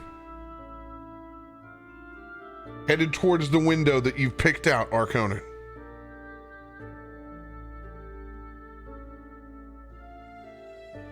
Getting closer to that object, you can see into that pit of blackness. It's like looking at the stars. You can see pieces and pockets of what look like galaxies in pure moonlight. As the phoenix tucks its wings and flies straight forward, piercing that darkness.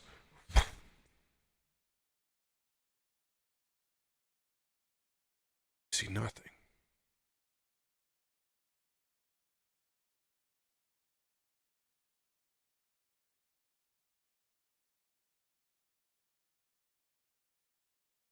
But more darkness. A feeling that you haven't felt since you talked to the Raven Queen some time ago.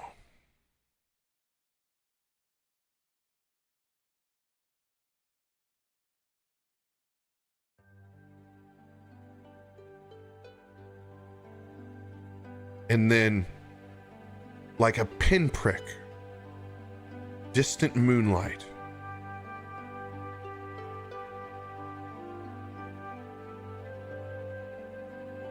draws closer and closer until we almost completely leave behind.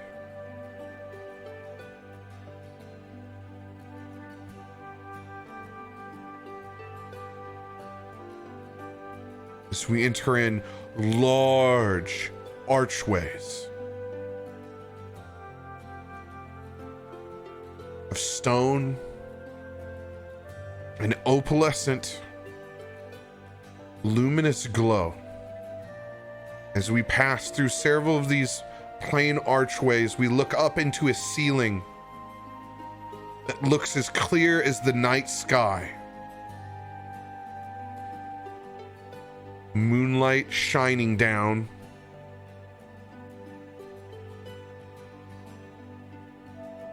You can see from that moonlight, it's emanating from one large spinning shard. completely opalescent.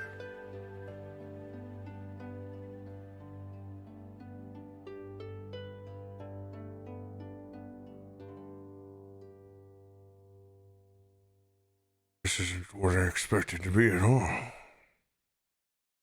Oh. It's beautiful in here.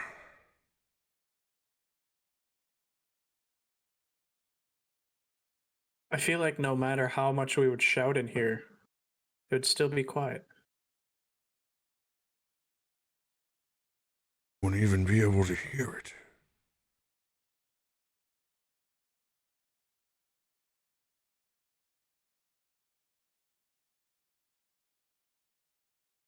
That thing's what is keeping us afloat.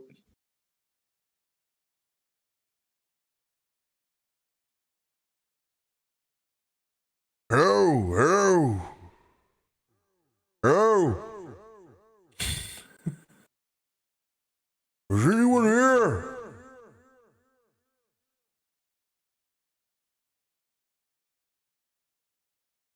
Shit.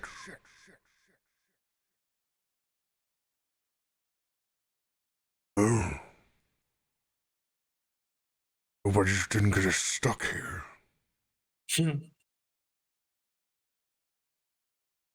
Do I see like any way out of this chamber? Constant moonlight. In every direction.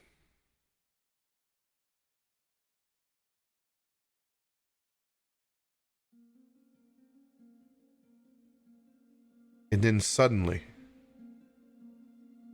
we see one step. A second. Pearlescent in form. Folding down from that shard. So you see a slender body with pointed ears, long white hair, almost down to their hips.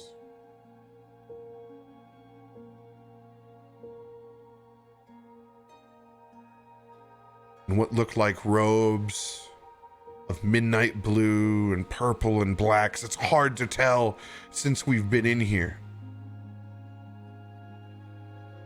As these steps unfold and continue down,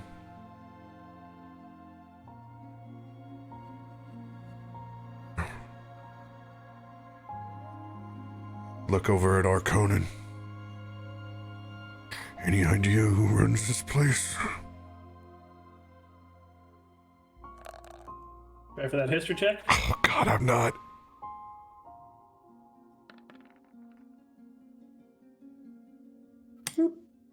Oh, fuck you.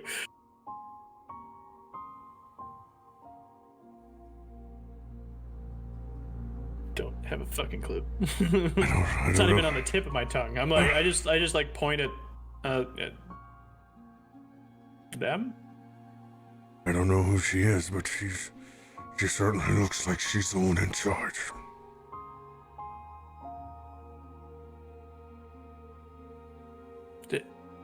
Do we announce ourselves? Do we say we come in peace? Is that a thing? She gets here, I'll acknowledge and take a knee. Or not. Can't hurt, right? No.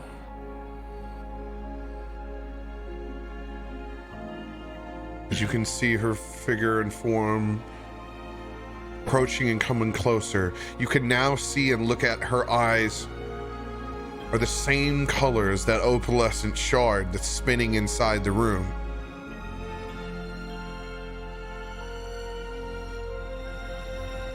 As Dirakt takes a knee.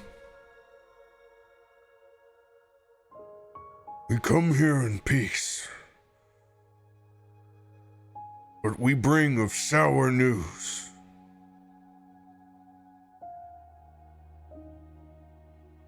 As he looks over at Arkonan at the corner of his eye.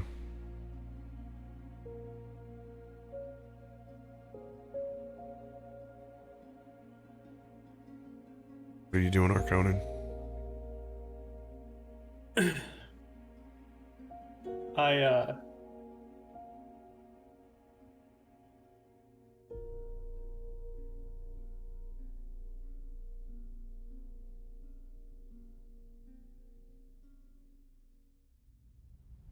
reverently, and I say, we have seen evidence that your sanctuary here is going to be hit. I don't know what the danger is, but I know what these people are capable of. I've seen it. And the magic that I've seen that they've been given is beyond my comprehension.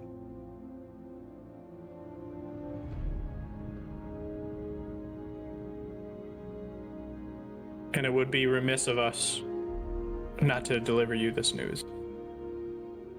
You may stand, travelers.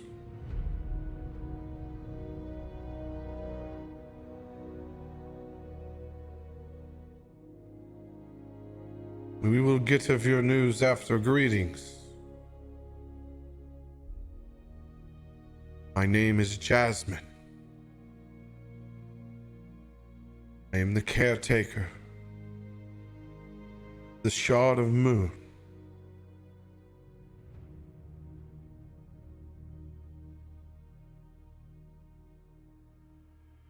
Dirakt shuffles back up into position. I'm Dirakt. This is Arkonan.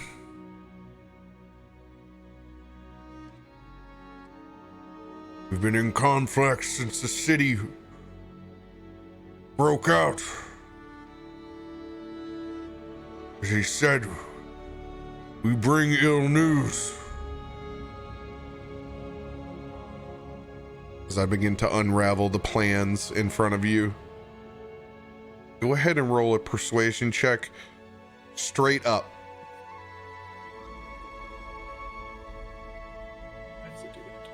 Give me the dice. Give me the dice. Oop. Come on, man. Mine's a 12. Mine's 16.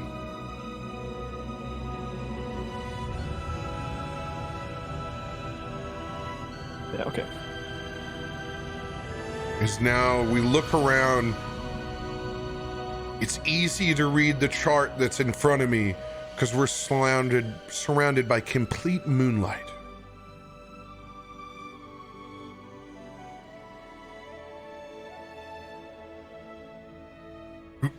You see here, I know this is all going to sound quite crazy,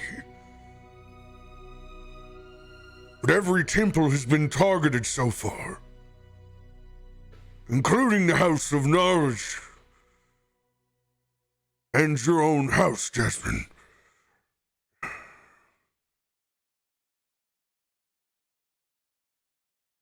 I know this is going to be a lot to take in at once, but we believe possibly Talos can be involved.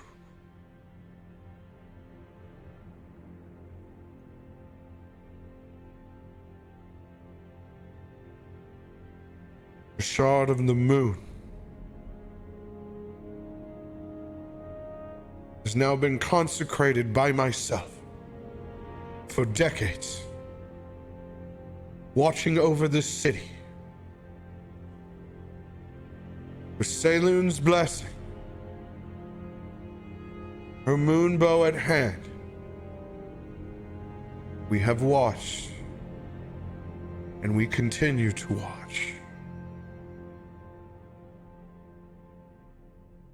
There is indeed a storm brewing. We can feel it.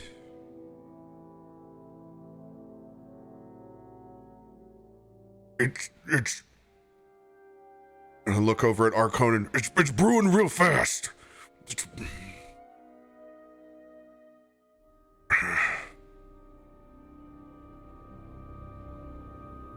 It's already we could barely hold on to The beast we rode up on.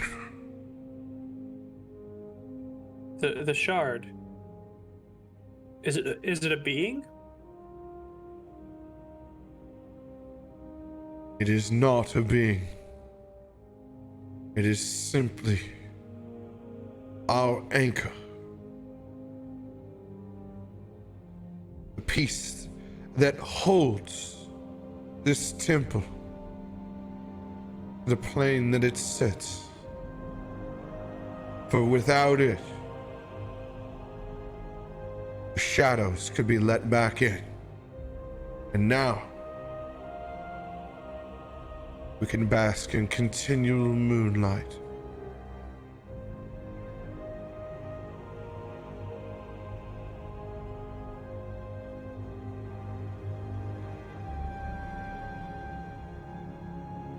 I send a message over to Arkonan and said,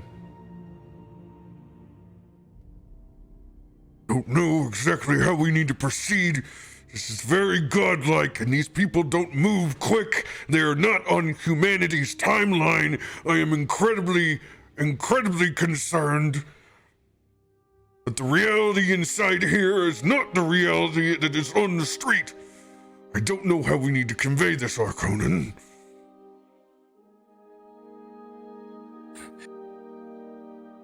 You're not wrong in the least.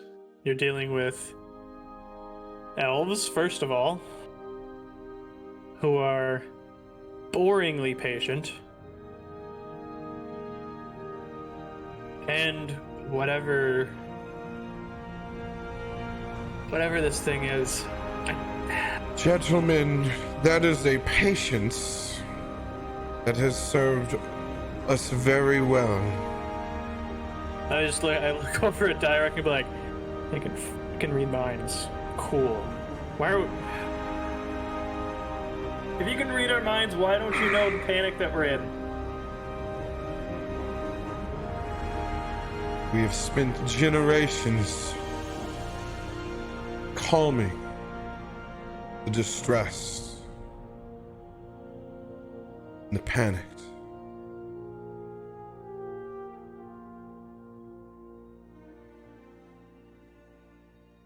However, I appreciate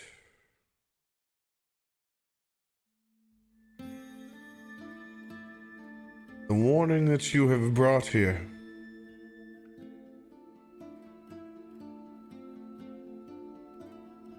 I have better than a warning. If you'll allow me. Forgive the gruesomeness of this. And I reach into the bag and I pull out the severed head of the guard with the mask. Her eyes get large. And I pull out the mask with it and set it beside it. The mask is inert now. It contained a binding magic that when I tried to remove it from this person's grasp, you can see the effect it had on its physical being. But even more so, I think the mask is some sort of control or willingness given up. But either if you have the capability, I know my friend here does, we can ask it a few questions and you can determine the level of the threat.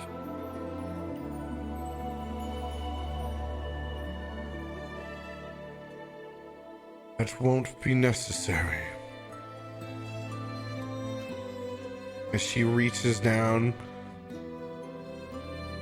taking her hand over the side of that severed head, as you see one distinct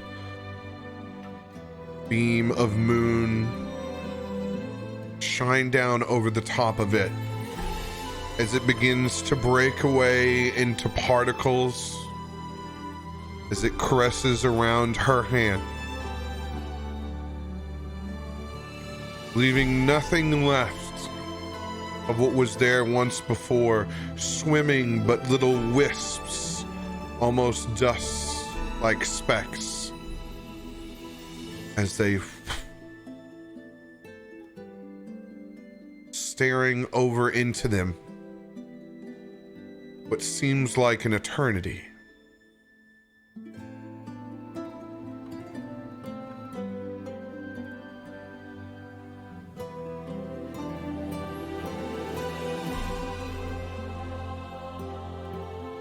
I now see what you see, travelers.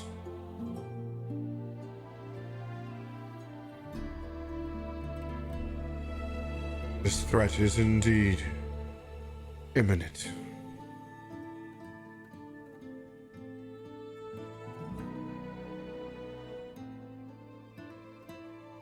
We will begin our precautions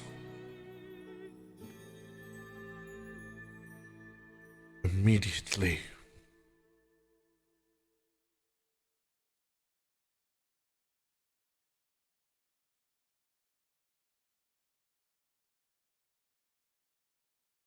And the moment that happens,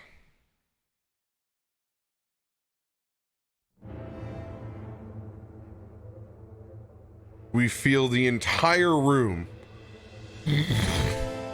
begin to sway. As you can see, bits and pieces of electricity begin to flow down and break up that pure moonlight that's up above us as clouds begin to form. As you can see Jasmine look at either side, raising up her hands, slowly bringing down the facade, opening up what looks like a crystal sphere that you're inside of.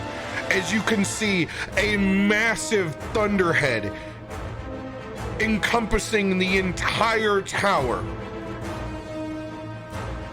As it shakes, you can feel the thunder roll in your chest as lightning wraps around.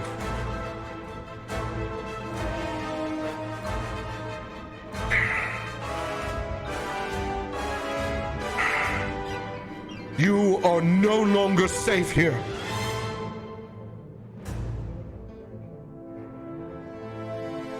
I will do my best to hold this storm.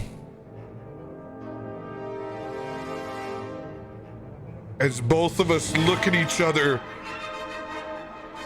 floating inside this thunderhead. This seems like some Gale shit. We gotta go.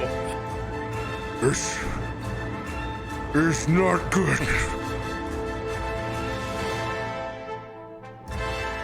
We will cut back to mid-afternoon. Who knows what fucking time it is where we are, La La Land.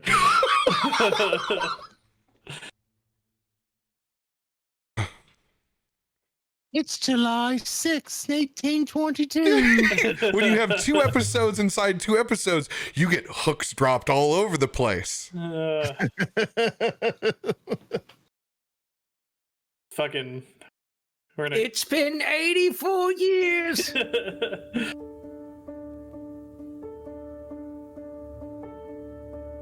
An afternoon of tending to the sick, getting a true appreciation to the devastation of what these people have caused in your own hometown. Almost sick to your stomach. As you're both taking 5, drinking some shared water between other volunteers and servants from the House of Knowledge, emotionally drained, still no closer to finding Myra. Sometimes having to hold tents down with just your bodies. as this storm continues to rage over the city. That's where both of you are now.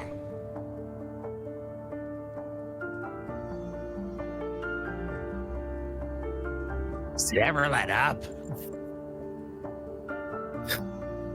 I have searched as many places as I can. I haven't found her. She has to be inside. I'm not talking about Myra. I'm talking about the sick and the wounded. The storm. I fought battles that you fought alongside me. Gale. Exhausted. I've seen people die from things that they shouldn't have died from. I've seen young, disfigured, tortured.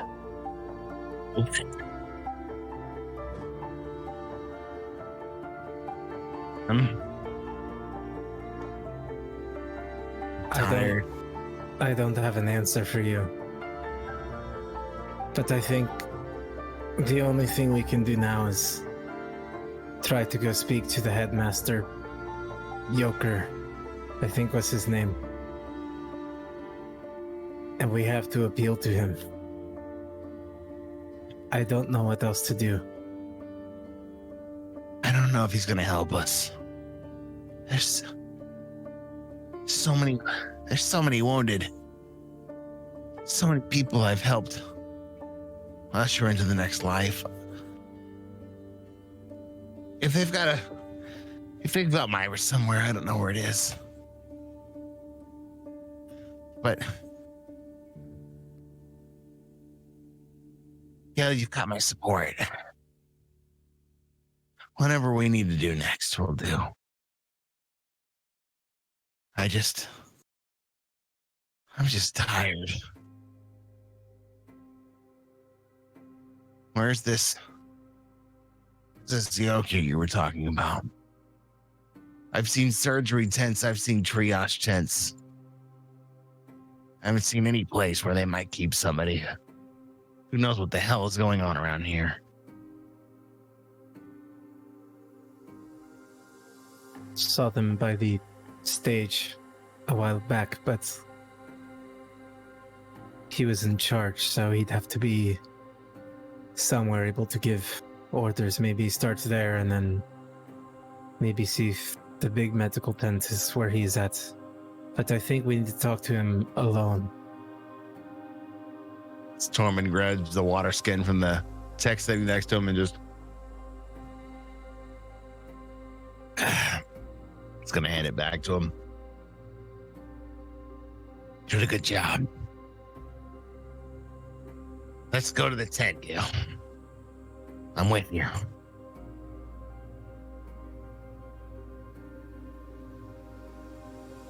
So we'll either head to the stage or the tent, whichever's closest, to try and find the head guy again. And I am maintaining the outfit, but I am showing my true face.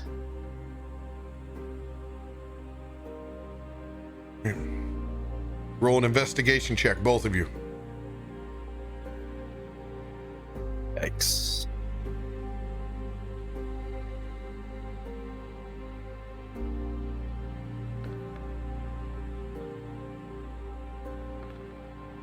It's my 14. Oh no, it's not. 9.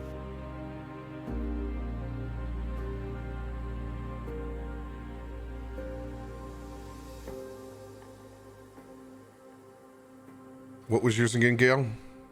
9.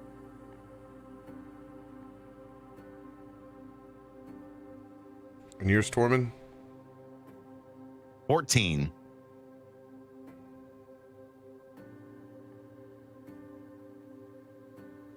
Scanning through the tent, over on the edge, you can see a clearly frustrated Gale. She just can't seem to find him anywhere. But out of the corner of your eye, you see the description of just the man that he talked about with a DC 14.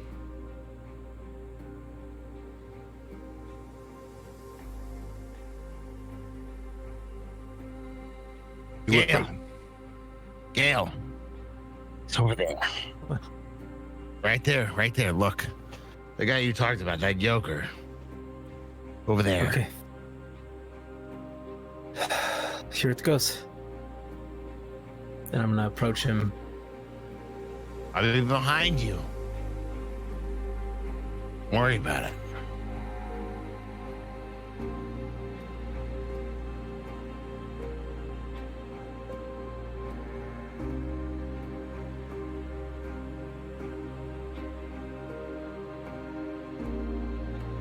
And you're Is he walking up. alone? Yeah. He is alone at the moment. Hands on his hips. Slowly fading away as you can see he's closing his eyes for a second with a hand leaned up against the edge of that tent pole. Excuse me, sir.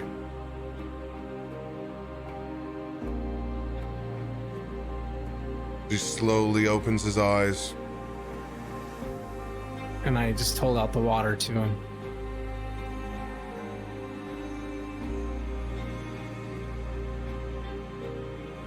Nods his head and takes that water skin from you.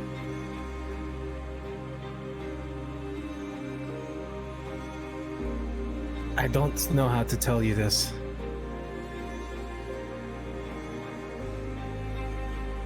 So I'm just going to say it. My name, if you remember me from earlier, is Isaac. Isaac Underwood. Of House Underwood. In Blue Lake.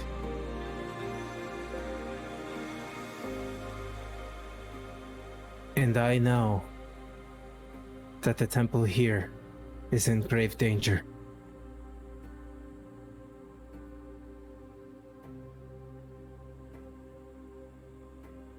An attack is imminent.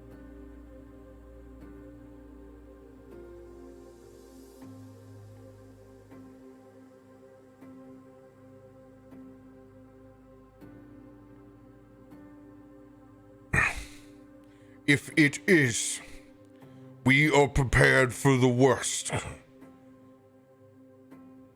There's nothing Are else you? we can do. We have gone into full lockdown. We are doing everything that we can, regardless of what information you may seem to have ascertained or not. We are prepared for the worst, as we have been from every disaster here in Fort. So you can see that nerve bulging out of the side again. And what preparations have you made to stop the act of a god? What do you mean, stop the act of a god? I am talking about the storm. I am talking about Talos. You think it is a coincidence that the Hall of Justice blew up and a stormhead appeared? You think it is a coincidence that the entire city is covered and grows darker during the day than it was at night? I don't have time to think about these things. We have to tend to what we have, and whether it's a god or not. Does it change what I do? Does it change me helping the sick? No. We have taken the precautions. We have locked down the temple. We have sent one of our youngest into the lore master. And who is that? I am sorry, Isaac, but that is not privy information. He could very well be the one to do it. He could be the saboteur. They don't care about the people outside, they care about what is inside. If you have locked it down, then they have perfect means to get inside and do real damage. That is who we should be looking into. For they went after the Hall of Justice for purpose. and they are going to focus on the House of Knowledge. This is not just... This is a statement.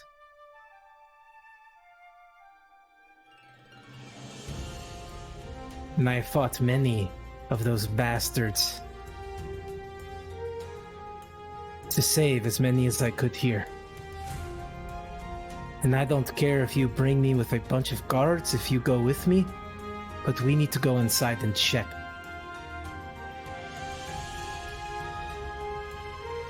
I have to know a tour thing about storms as I slam my staff down and lightning erupts and you see some lightning crackle in my eyes.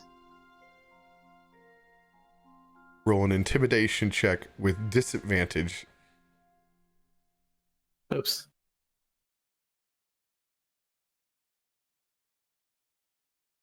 Intimidation.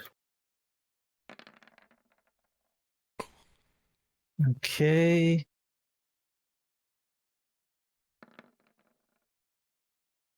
$18.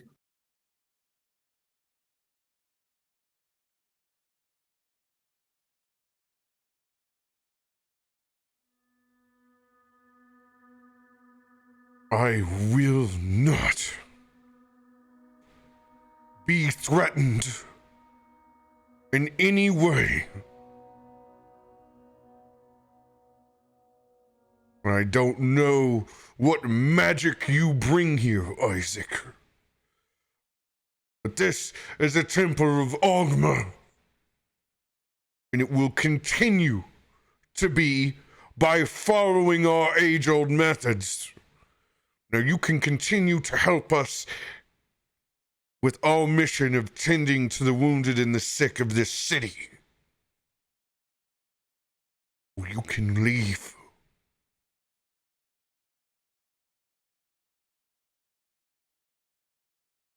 Your age-old methods, known by many, understood by the people, the inside jobs of those who have been attacking the innocent people here.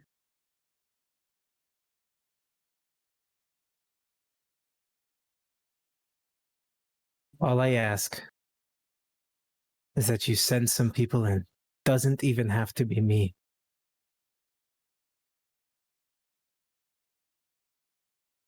But I have people in that I care about.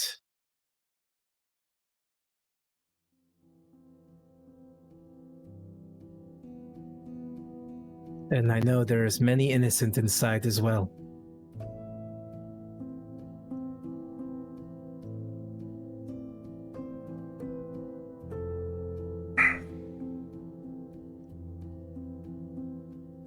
The wounded are not sealed inside, boy.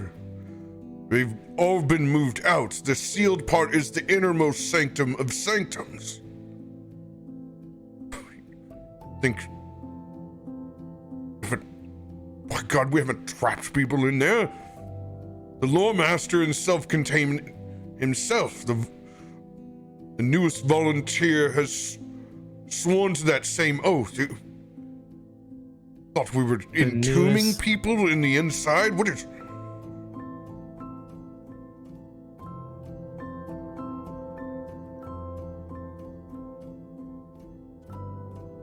Then I am afraid that maybe it is too late.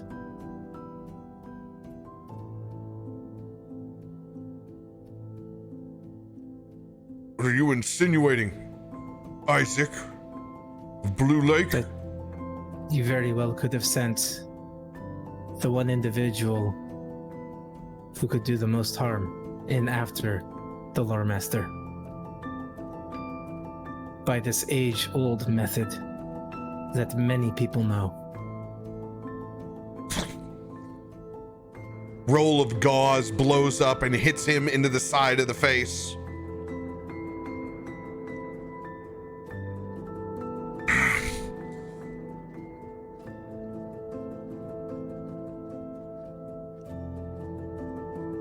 If the gods don't help us and quell this storm, there won't be anything of this city left. Then I will help. And I cast my bubble around us.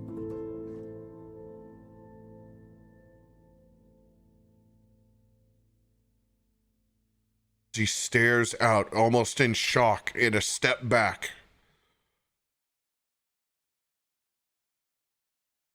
What in God's name is this?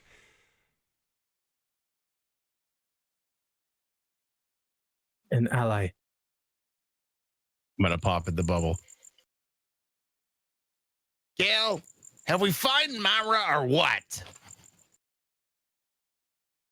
Well, the good news is she is outside somewhere. The bad news is I'm afraid there might already be damage done inside. As a massive gust of wind blows in from the side, unobstructed inside of your bubble, you look ahead as you can see clouds and crackling lightning unfold out of the mouth of the center of the House of Knowledge. As it spills out, it forms a massive humanoid-like face that you've seen once before.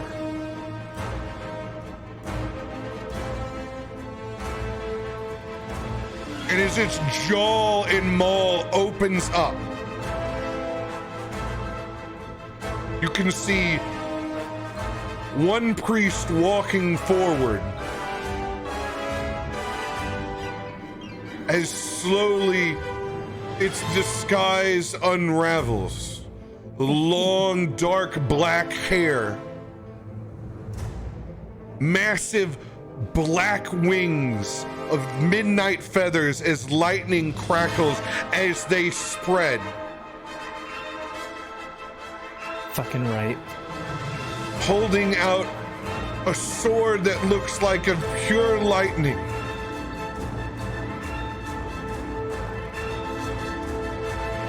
As clouds descend all over this area now, spreading out from the temple, as Headmaster Yoker's mouth is dropped wide open.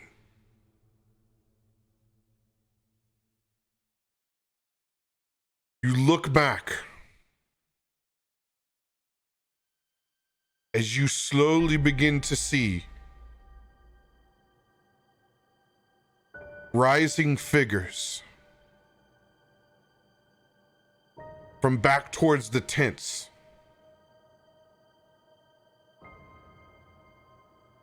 As that dark angel holds their sword out, and you can see the spirits begin to rise up from the dead bodies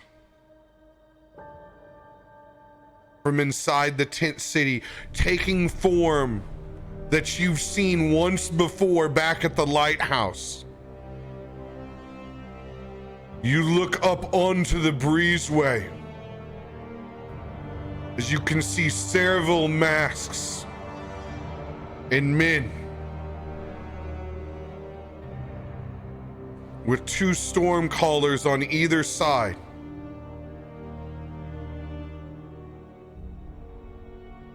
As a voice echoes out,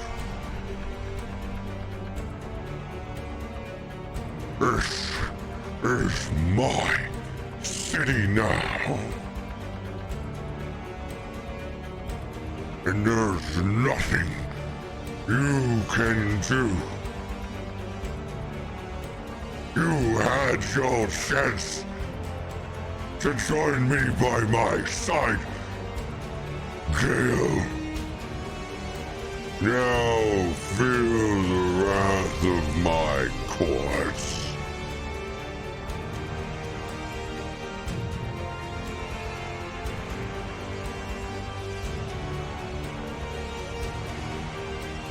I need you both to roll for initiative.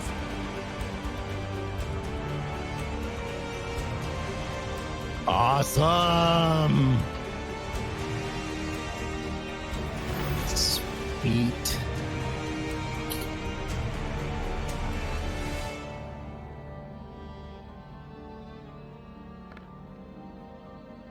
Oh, Sick, no. dude. But I get advantage.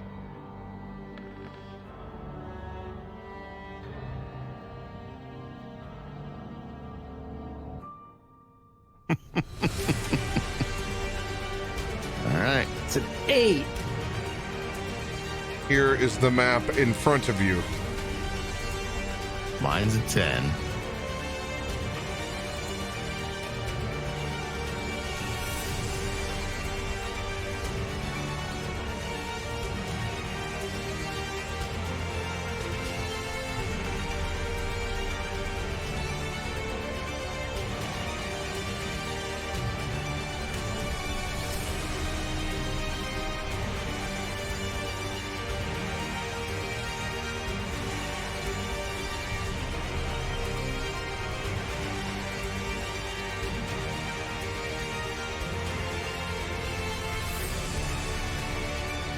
I'm going to mark Yokerst with this noble token that is next to both of you.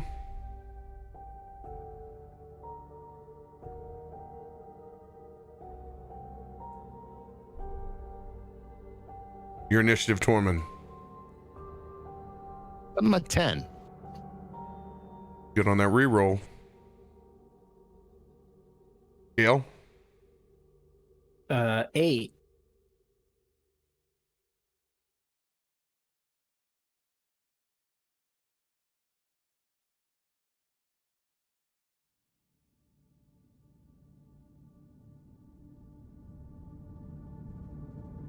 Do I re-roll that initiative?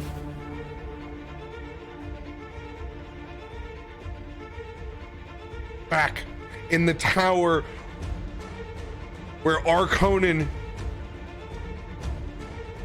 and Dirakt are. I will not be able to hold this for very long. You need to walk towards the crystal. And do it with pace. Like a steady pace, or do you want us to run? Dexterity Instructions saving run clear. throws for both of us. Fucking Arkonan. It's not terrible. Yeah. You know, 9's not that is- terrible. That's a 14 for me. Running up, Direkt is already wounded. Getting up a quarter of the steps, you're able to get halfway up there. Ooh, it begins leaning, and the steps are no longer steps, as we both need to make strength saving throws as we grab onto these pearlescent ledges now.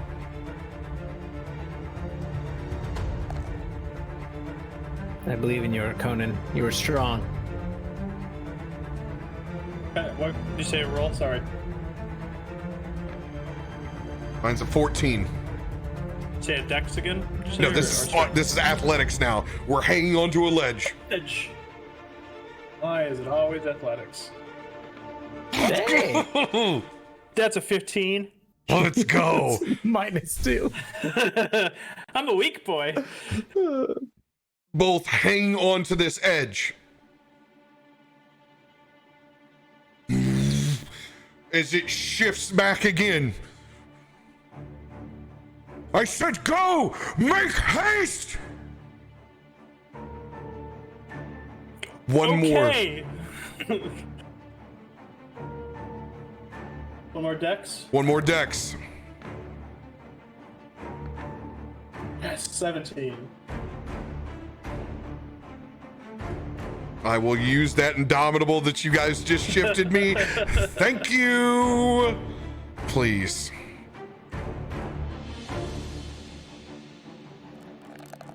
Give me something good. Give me something good. As you run up, you're able to get all the way up to the top step, and you see Direkt trip and stumble on the last bit as he begins to slip in front of you. Fuck.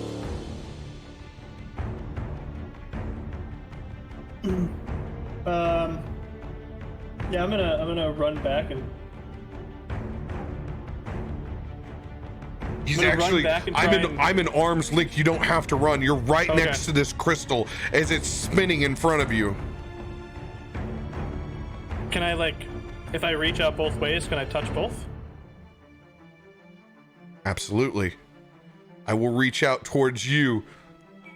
Stretching out. And I'll grab, do the Arnold Schwarzenegger, you know. Try to time this. All right.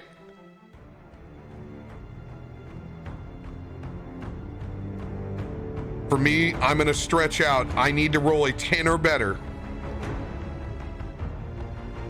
to reach your hand. As you're waiting to time this at the same time,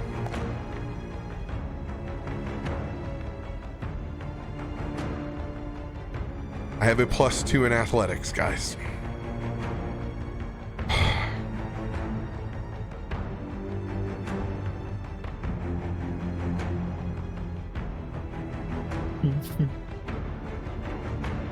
Being able to just make connection.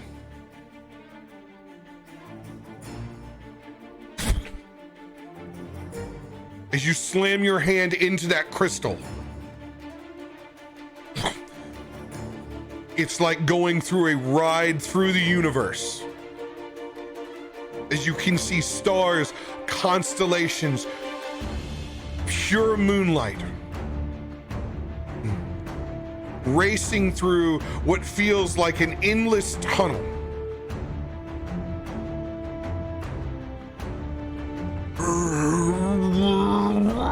This feels strange. After what feels like an eternity.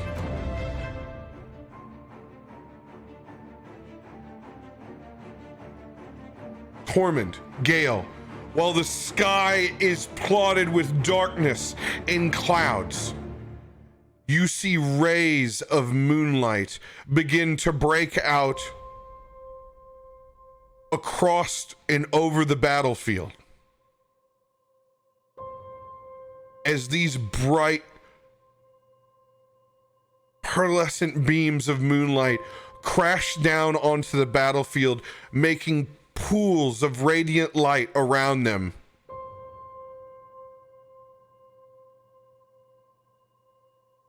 Towards the front of the stage, you see Dirakt and Arkonan materialize in front of you.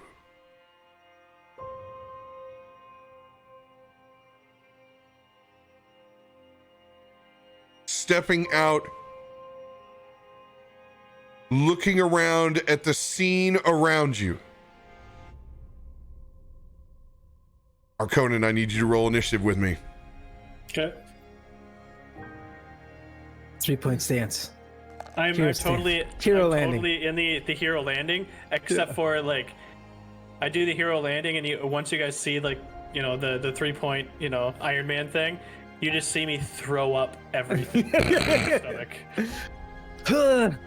It's just My initiative is an 18.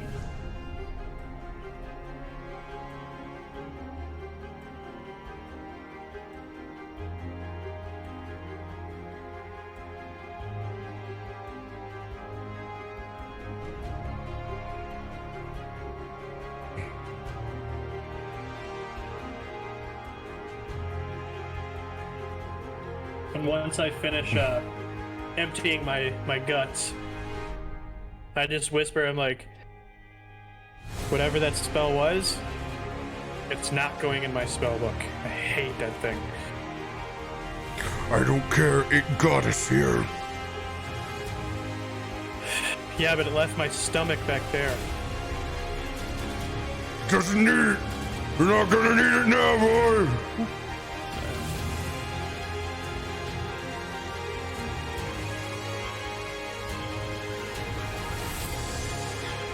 I've already got an inspiration. I got a 1d. I got a 1d10 already, so you can send it over to somebody else at the moment. Who's not inspired? I got my 1d6. We all got that inspo. I got an 8. Oh, is a total party? A TPI? I'm not seeing TPI.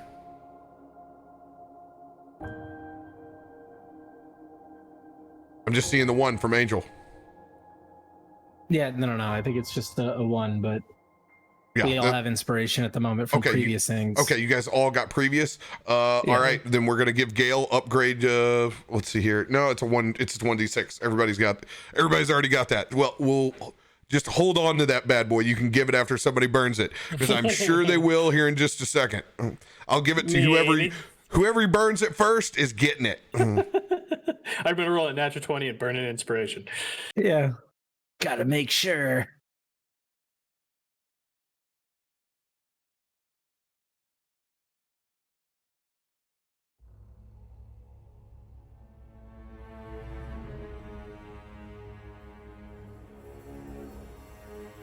Arkonan, you are top of the round.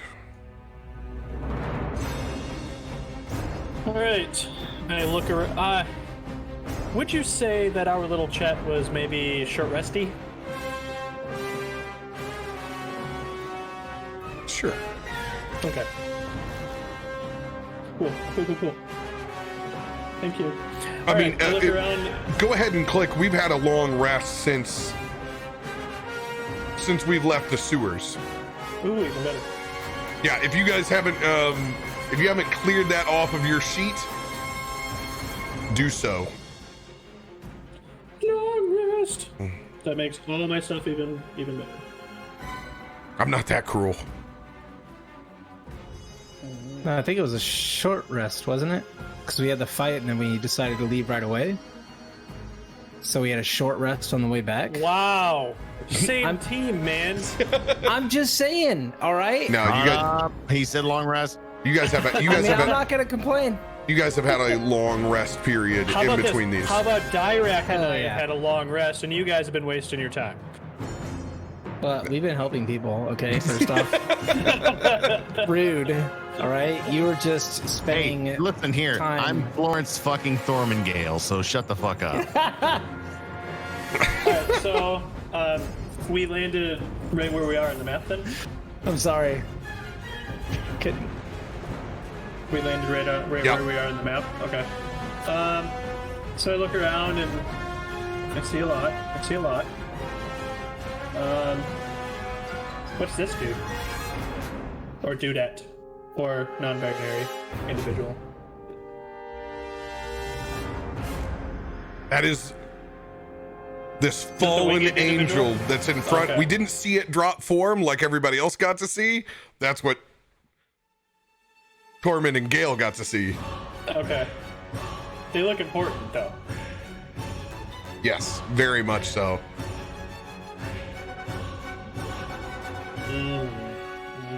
Yes.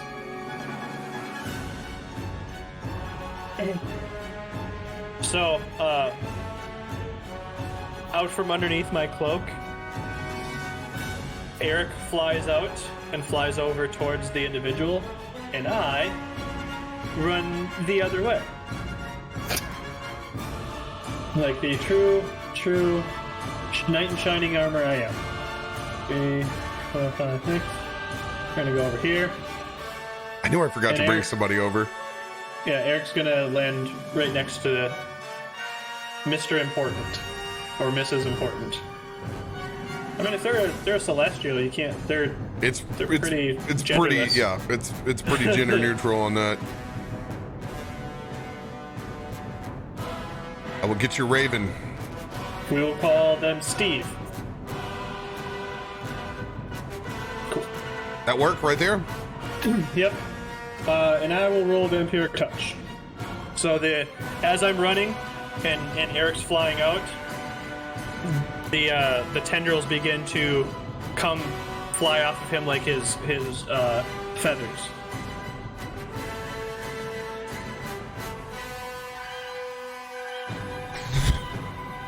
They need to roll a. They don't need to roll shit. That's a B. Hey, it's a bee. That is a natural 20, chat. Nat 20 to hit on Vampiric Touch. Let's see them. Let's see those bad boys. This is gonna suck a lot. Make sure that it's cast, and then 3d6. Am I rolling twice the number of dice, or am I doubling the final tally? Just double your dice. Did we? Okay.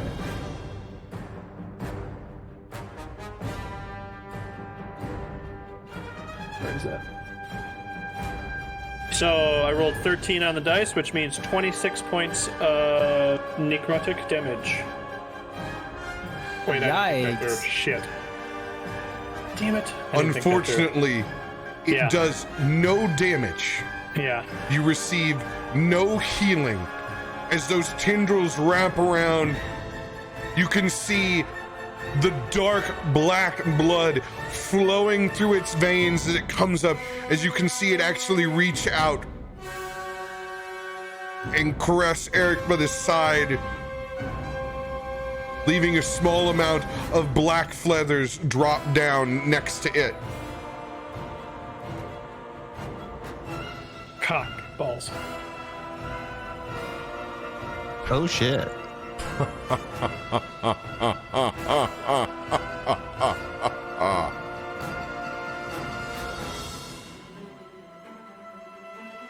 Just a solid laugh. And like my head just kind of cocks to the side, and I go,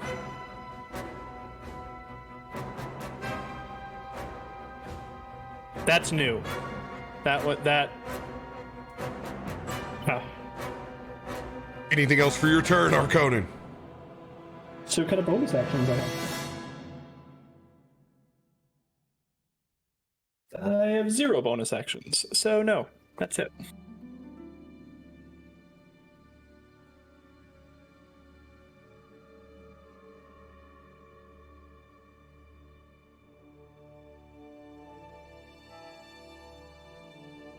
Tormund.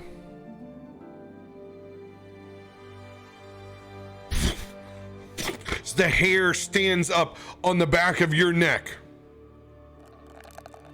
Hairy scales, I like it. As a shot of lightning flies into your back.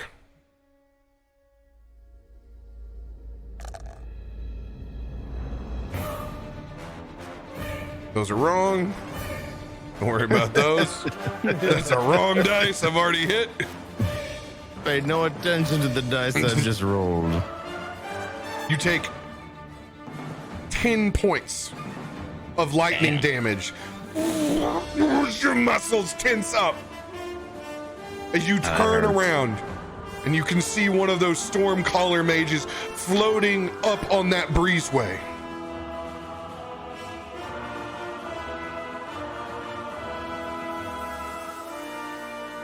It simply holds its position, floating in air.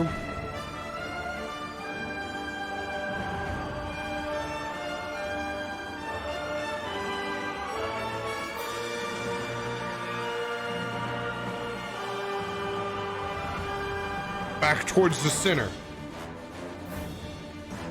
As you see that angel of death caress the feathers of Eric, I need you to roll a straight D20. Since you are not warged into him at the moment, just a flat D20. 1-5. You can feel the connection between you and Eric sever.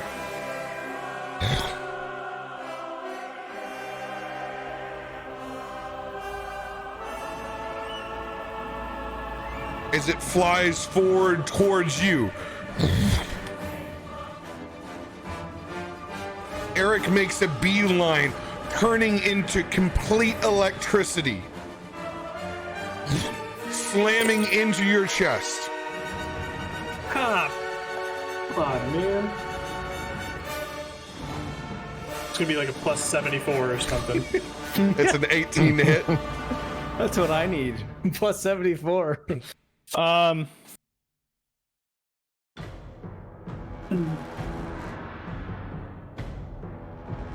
Fuck it, shield. And I see him coming, and I pull up a quick shield, and my AC becomes 20. as you pull that shield up, you see Eric burst apart as it slams in, rippling little tendrils of electricity. And one solitary feather. But no Sephiroth. I'm just like, sorry, buddy.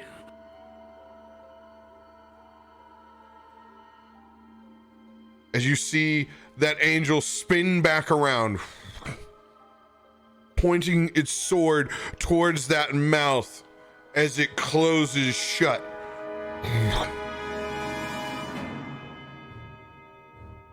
We wouldn't want anyone else coming in or out of this temple, would we?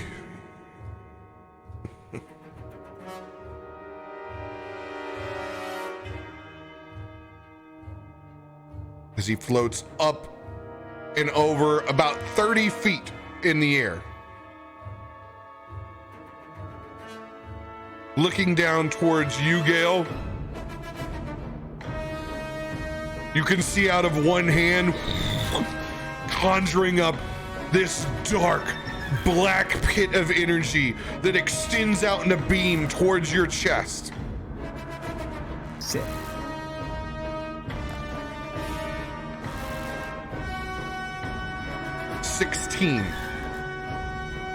Uh-huh.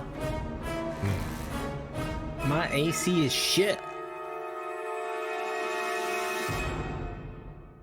As it takes 13 points of necrotic damage. As you can feel what it's like to have your literal soul ripped from your chest.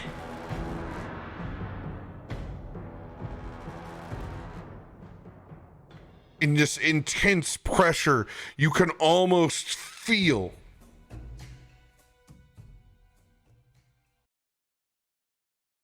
what it's like for the rest of those individuals being raised up as lieges out of their control.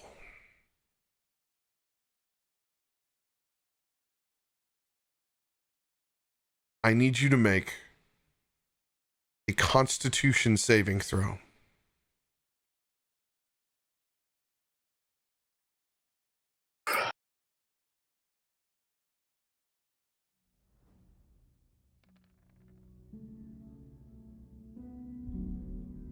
Wow. It's an 8.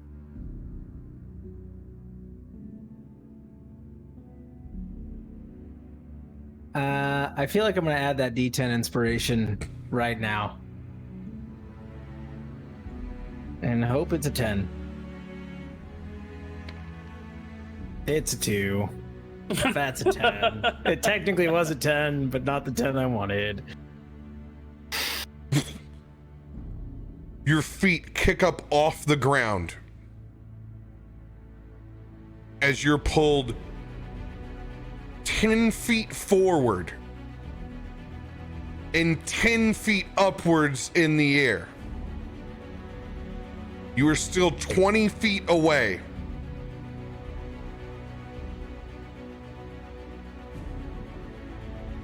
From where this individual is flying.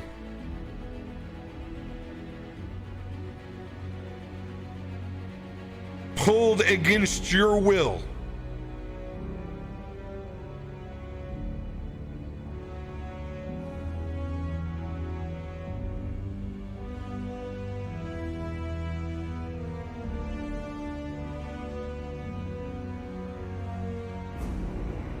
End of your turn. Or not your turn, end of his turn. Their turn.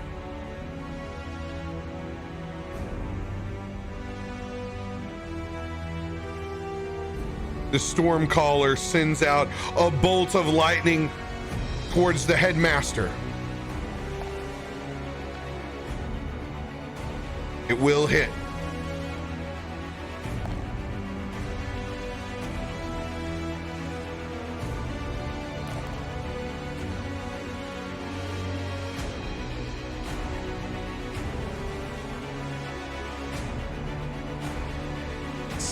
He'll do 9 points of damage because he's dropped to a knee.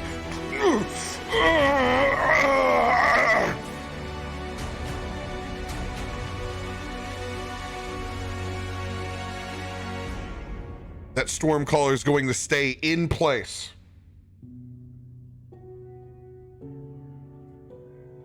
Up at the top, you can see these Stormkins that you've seen before begin to float up and over the battlefield, headed back towards Tent City, streaming across, flying at a high pace.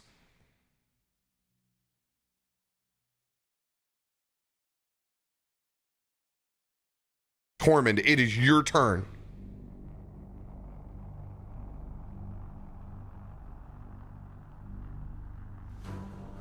Oh, well, let's see. Seeing the good doctor take those shots, I'm probably going to have to run over next to him and throw him underneath this eave so he doesn't take any more shots. So it looks like where we're standing, there's... I mean, I gotta put them in as their own initiative, by the way. It's a 2.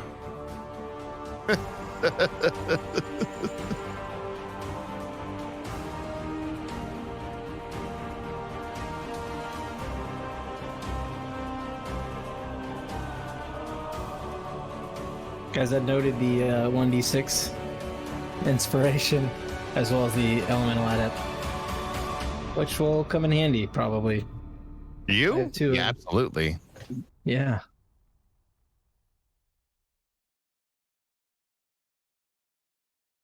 If you're gonna throw somebody, it's gonna consume your action. Well, then let's throw that son of a bitch underneath the eaves there. I mean, literally trying to put... They seem pretty capable of being able to move themselves. Can he get there by himself? But the question is he smart enough to get there by himself? I mean, you can do what you choose. I'm just Well, I'm telling you that they're capable and not, they have not been incapacitated by lightning. all right. Well, knowing yet he's not completely incapacitated. You said he dropped him down to his knees, so I didn't know if he was completely out of it or not. So let's just take that movement to get my happy ass up on that breezeway. All right, to get up on the breezeway, you can see steps are to the sides.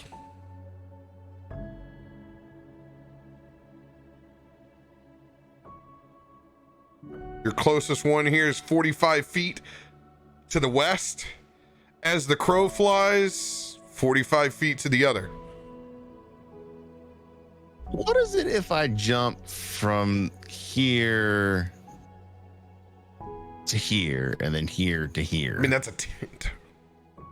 It's, I mean, even if it's 20 foot, it's 10 and 10. Yeah, but it's a tent. There's no solid, Tent. no solid ground. Yes, that marking is the tent. That is the main doctor's tent. Well, crap in a hat. I guess I'm going to use all my movement to rush over to the staircase then.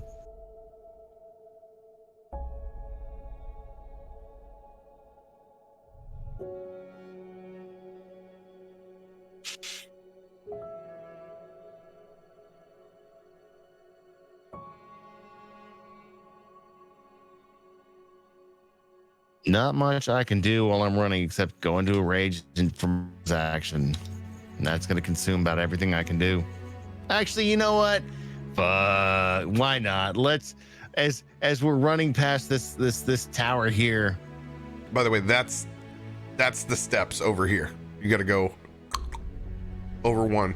That's the steps to get you Right. up farther. I'm making my way downtown because I've got to go from here to here, and then up to here, and then here, and then here. No. I'll clear this up for you. So you can go from here to here. This is another tower that goes up. So there's walkway underneath here.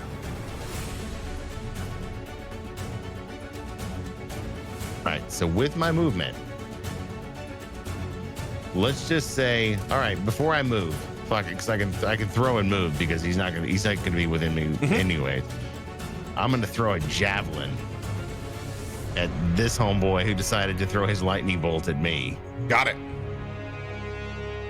So my javelin throw at homeboy there is going to be fucking. Let's get that, chat. Let's see those ones.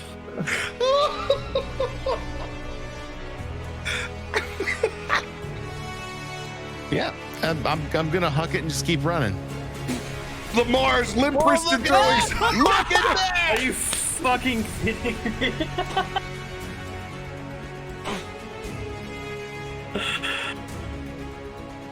If you can dodge a wrench, you can dodge a lightning javelin. Yeah, all right. I'm just gonna lick my wounds. I'm gonna make my happy ass over here to the staircase. The greatest thing is that there's 111 people watching right at this moment, so it's all ones across the Wouldn't be performance quested if I didn't throw 2 nat ones in a row, just one javelin after the other. Cheers to your snake eyes, dude. Dude, I don't have any alcohol left, or I would. Actually, that's a lie. I'll be back. End of Tormund's turn. Dirakt just looking across. That voice sometimes. He's got all a ball of nerves at the beginning of this fight.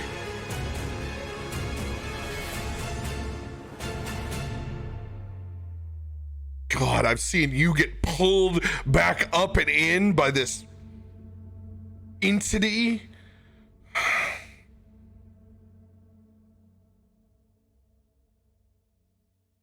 God, what do I target? There's so much shit around me.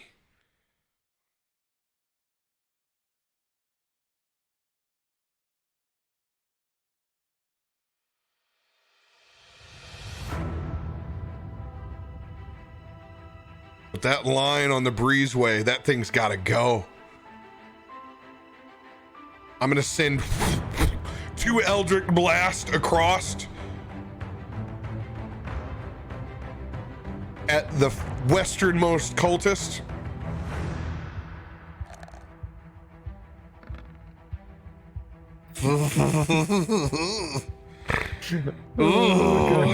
Bestowed my curse upon you. We're doing great, guys. We're doing great. They'll all be nat 20s when they throw. Just watch. I got one because they're in robes. I got the 13, but I don't have the 14.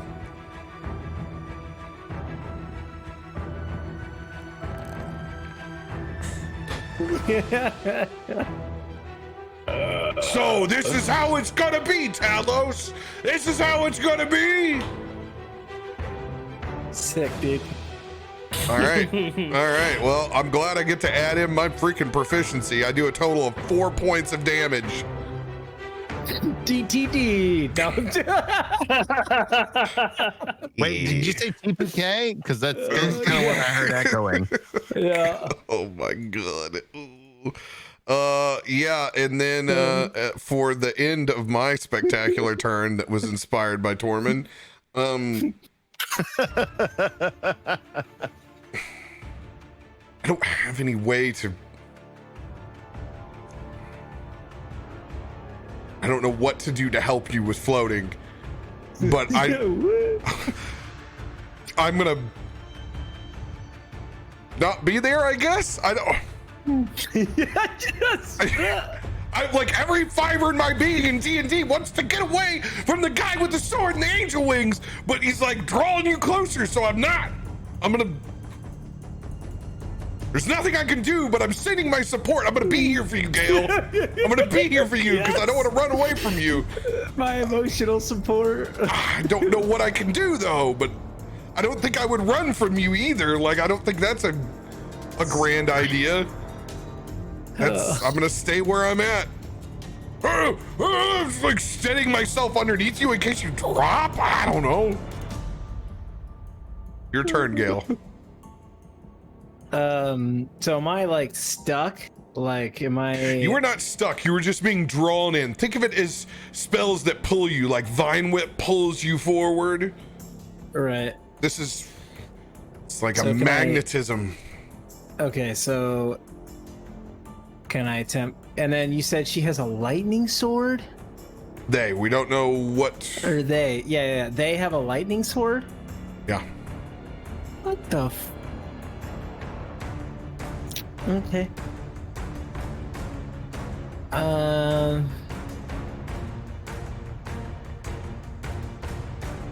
Am I able to get out of being pulled?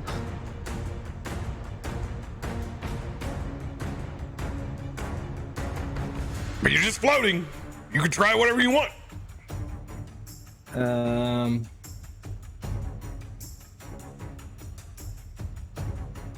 You know what? Screw it. I'm already hurt, so I'm just gonna. Let's roll with the punches, shall we? I'm gonna transform into my elemental form, and I'm gonna go at her. Them, sorry. I'm gonna go at them, and I am going to. I'm going to make 2 zap attacks, and I'm going to literally occupy the same space as them.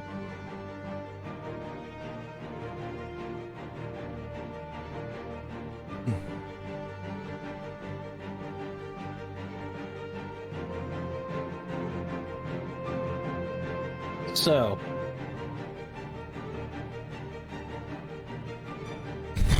as you flip, the electricity surging around your body.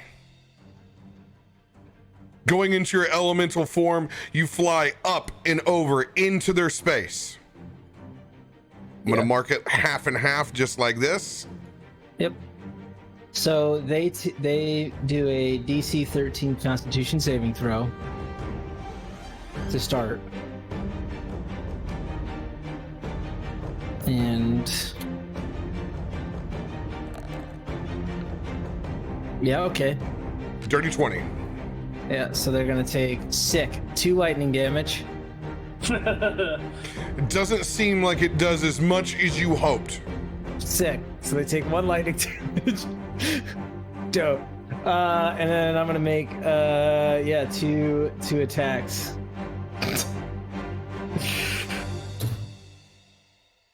So here's the first one. That's a 25 to hit. That will hit. And then I'll just do the second one. That is a 24 to hit. Those will both hit. Okay, so that is...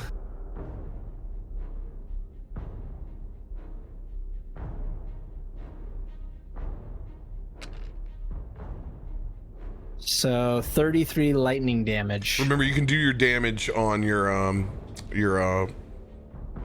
Oh, right. on your other sheet.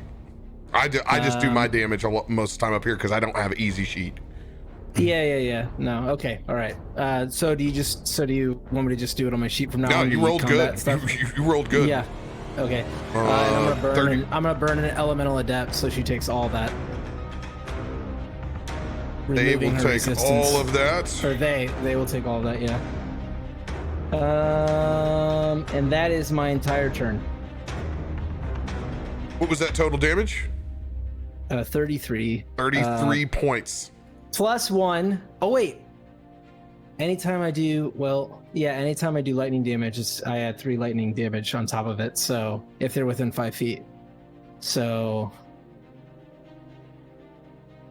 add another 4 lightning damage on top of that as part of my thing, and then that's my turn.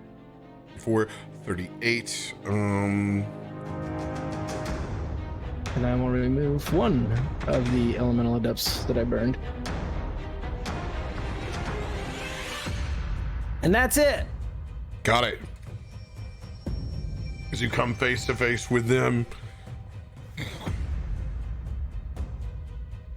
refocusing your lightning. This can't be. Tell us. Give me the strength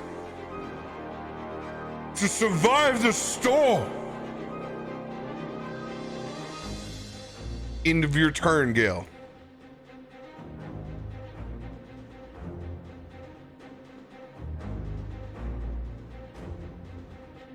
Cultist that fired away over at Dirakt comes running towards you, Tormund.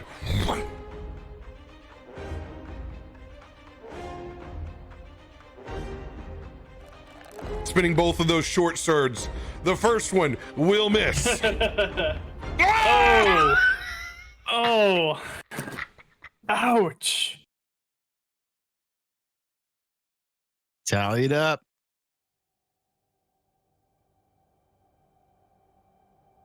The angry cricket is not pleased.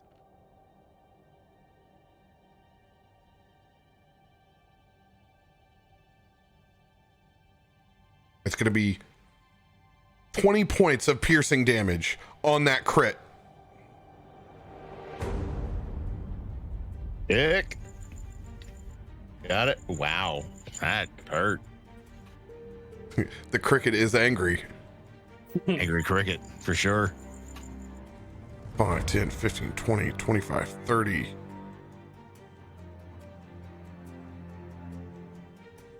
One on the center of the breezeway is going to stay.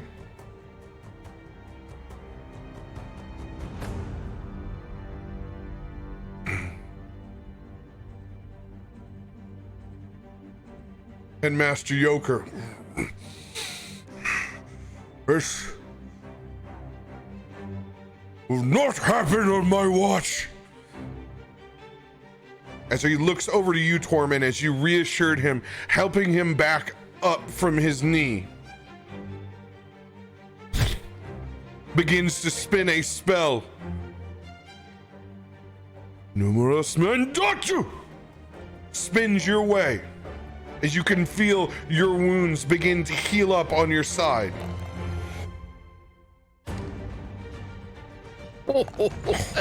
I'm plagued by the ones. God, 3 points. 3 healing. God. You get a total of 5 plus 2, 7 points of healing back. That orb smashes into me. Thanks.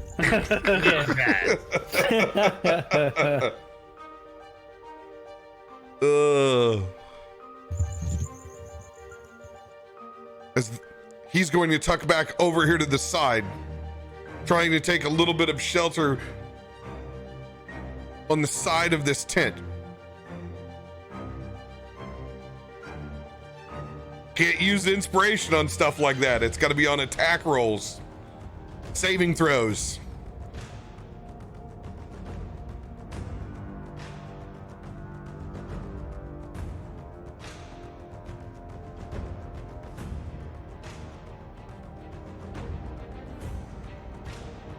Dirakt is going to be the only person rolling this perception check from where they're at.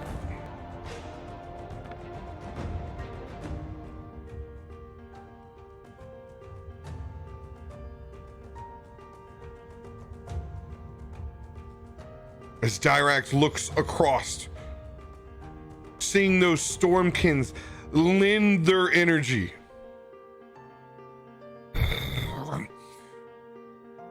as these souls begin to swell with electricity. Dirakt is the only one who sees that.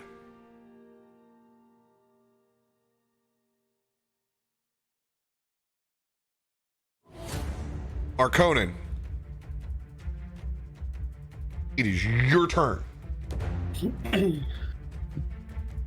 So I look over and I see a very sparkly sword. You know, it's like a sparkler, like 4th of July sparkler. Not too keen on this thing. And so I will take and get out all my sass. And then 3 snaps in a Z formation, I will say, "Not today, Orcus," and I will cast Dispel Magic on his sword.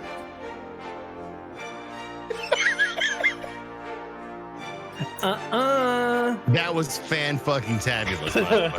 Yeah. What level? It's base level 3, so like anything above 3, and I have to roll against it. On a magic item. Let me calculate what this DC is going to be. Please roll a B for me. 100 million. Considering who it is blessed by, how long it has been blessed, and where it is being used. 1 + 2 + 2 + 1. We count the girth of the blessing as well. I'm going to set this DC at an 18. Public roll that bad boy. Okay. This is one of the ones I don't want to watch. Deal with the cricket. Fuck. So close. Hold on. So it's my spellcasting ability. Learn a lucky card.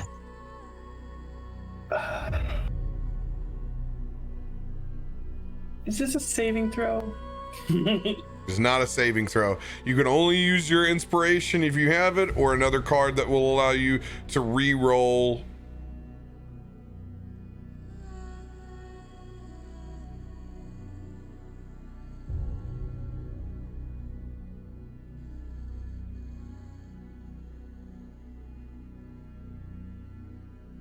Okay.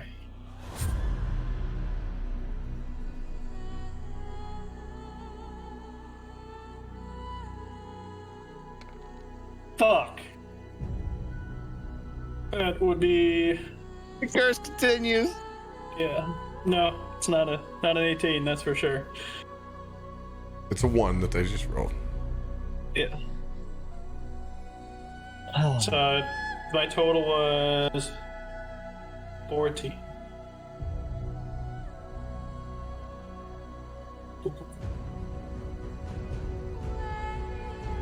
As you point over towards their sword,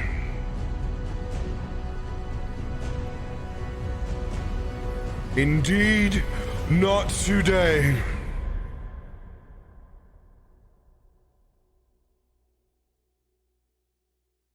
I'm gonna spend a hero point. And with my other hand, just magic missile the fuck out of him. Going for the guarantee. Oh, What's wrong with that? Okay. Not today, Orcus. Shit.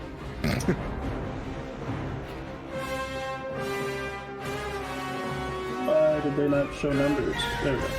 Oh, fuck. Okay. That's 23. Holy shit.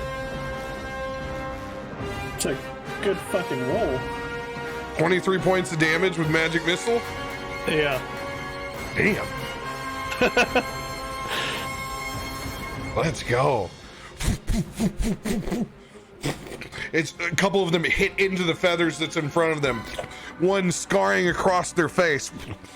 A couple more slamming into the chest.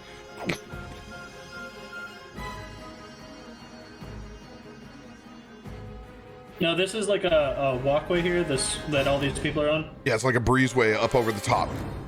Okay. All right.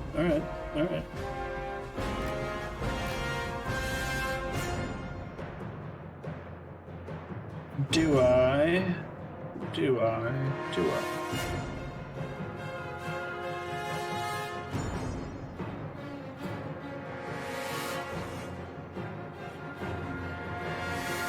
And then this is like just a storm right now? It's like this giant opening. It's like a new entrance. Like, think about running out of the end zone at the Super Bowl. It's this form that's flowed out from the main door of the House of Knowledge.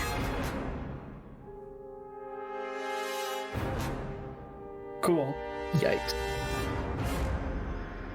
1, 2, 3, 4. There we go. That's me.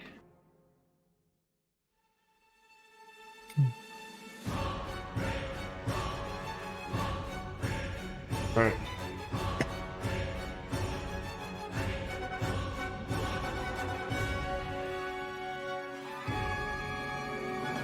End of your turn. Stormcaller is going to slide. Still floating.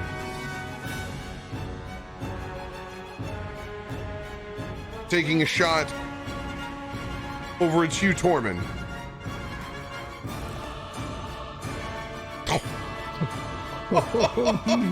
It was so close to a 20 again. Pick different dice, please. What is their modifier on that 14? I just lost their modifier over here in my sheet. Man, I want to say that theirs was...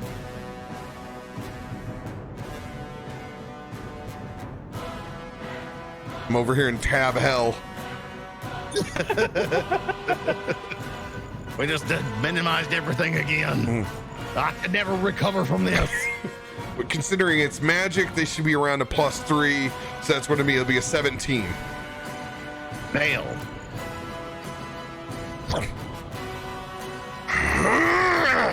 As you can see the electricity course around their body.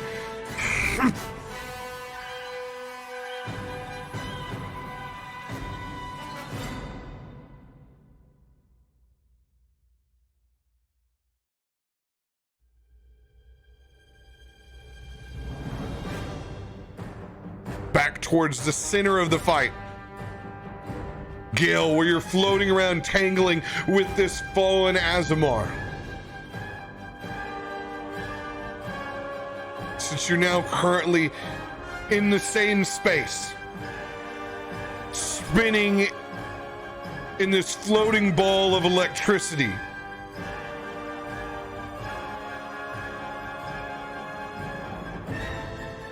They reach out and slowly caress the humanoid form of your face, pointing their sword back towards that maw of Talos that you've seen before. As it points their sword, it begins to open again.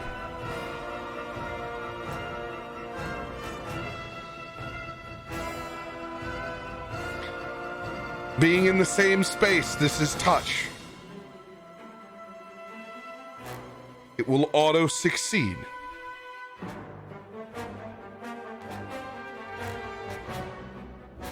You can feel the form of your body as tendrils pull deep. You need to make a Constitution saving throw.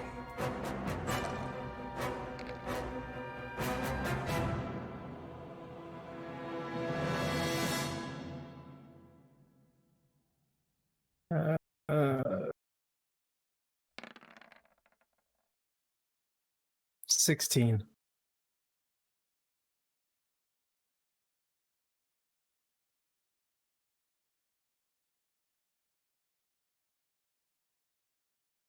I'm gonna use that D6 inspiration. I just don't trust that. I just don't trust it, okay? I don't blame you. 18.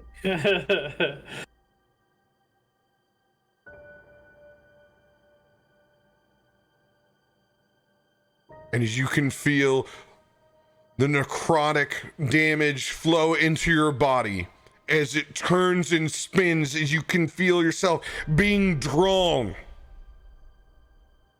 towards that open, outstretched mouth. Storm raging inside of it.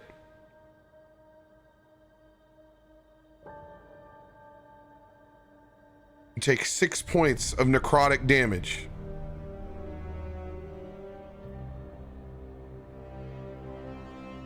And as your back turns towards that mouth, you can feel like you're getting drawn in. But the storm around you rages higher. As you hold yourself in place, you do not move another 10 feet. Still held in the same spot.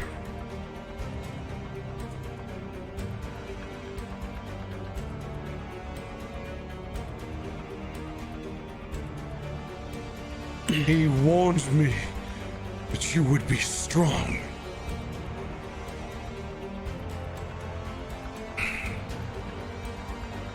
I will prove that I am stronger.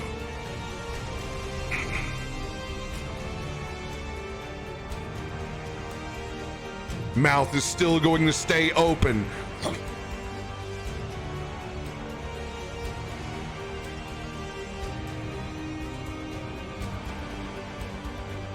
End of their turn.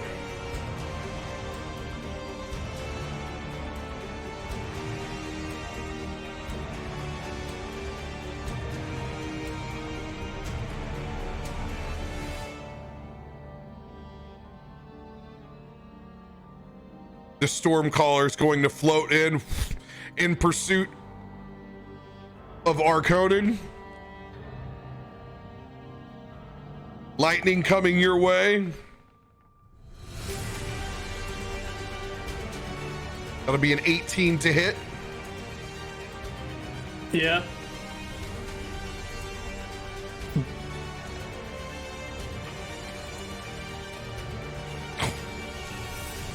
That'll be 10 points of lightning damage.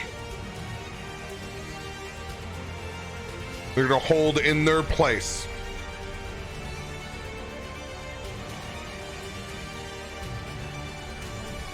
Gale, can I get a perception check from you with disadvantage? Sure.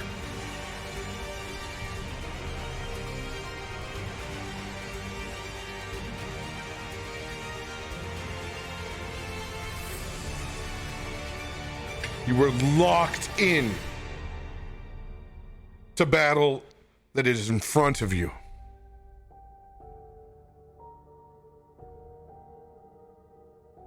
Tormund, it is your turn. Oh, I got a guy in front of me. I'm gonna smash with my hammer in the worst way. Oh, bet you do want to smash, Becky. Smash. Well, you're rolling. Yeah, it's cultist, so 13 above hits. Okay. Okay. I'm using the restroom real quick. All right, so he said 13 and above, smash. Okay, got it. Yep, 13 above is smash, my dude. Perfect. All right, we're gonna roll those right next to each other. Two of those strikes together, and boom.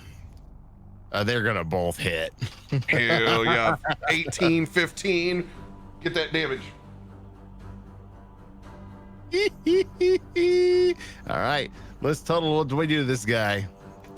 18, 15 with my Stormbringer. Let's go. I love that I can throw it twice and just add it all together. Yeah, that's pretty great. You know, sometimes not having all the extra bullshit is real nice. The fact that you have a plus 13 is insane. Oh, that's because I'm in a rage. Yeah. It's usually a plus 11. Then I get a plus 2 on top of that because I'm swinging with a melee weapon. So radio chat is saying you get a second wind, and Adam, you get a 1d8 inspo. Oh shit! Second wind. I will take one of those. Thank you very much. I'm gonna need one of those probably after the this next battle. Actually, you know what? That is a good card to burn after I make this strike.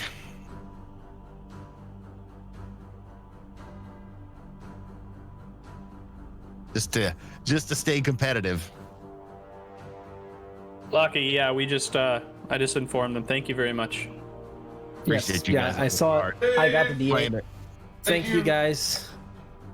You guys are keeping us alive. Throwing cards like out of business, man.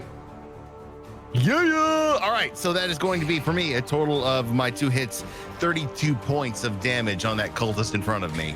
DTD. I hit him once. Describe their demise, baby. 2 times with Stormbringer. As he's reeling over, I just grab his mask and I rip it off his face and I throw it down the stairs. As his body contorts and disforms in front of me, I step over the top of him and make my way up the stairs. I'm gonna use the rest of my action to make my way. Let's see, I gotta figure out how much this is. See, so that's to that feet 6. You can actually get up towards that Stormcaller is at. You can get on those steps. I can get all the way up here? Yep. All right. Then that's that is where we're going. So is this the spot? No, so this is a like tower corner. that's raised up further. So yeah, right there in that corner, you can get up on the ledge. All right, so that'll do that. Bonus action. I got anything left over there? Yes, I will burn a second wind card for sure. Give me a 1d10 plus my, what is it? 1d10 plus level? Cool. Hulking out on the edge next to this Stormcaller. Blood flowing through your veins. Wounds beginning to heal in front of you. Oh, that's not good. I don't like that at all. That's you. It's you. It's all you, buddy. Oh, okay. It's all you, buddy. He was healing. Like, no, don't let him heal. I'm about to drop the thunder on him. That was great. I don't want them to heal. I'm scared. That's it. I burned my card. I got my my second wind done. I've used all my motion. I've smashed. I'm gonna stay locked in place. All you got to do is kill a cricket for me. Angry cricket. You kill a cricket, man. I'm telling you what, my day would be made. Just fit to be tied. It's not just one. There's so many. I've noticed. All right. Dirakt.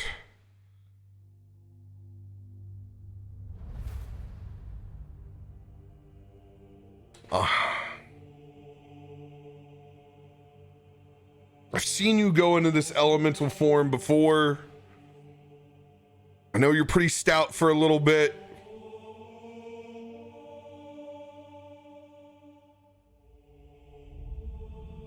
I'm gonna use my action. Since there's a lot of shit in the air, and send my hex your way as that small phoenix forms from the ashes in my palm, slamming up into your body. You receive an additional 1d6 whenever you take healing. This will transverse both forms. Okay.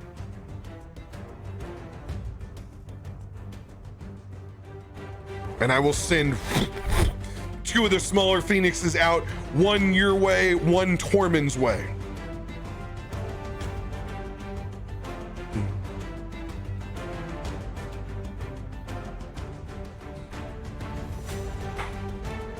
Oh, let's go. You'll get 11 points of healing. Gale. Nice. Tormund will get 5. And I'm going to continue to stay where I'm at, held in between both of you.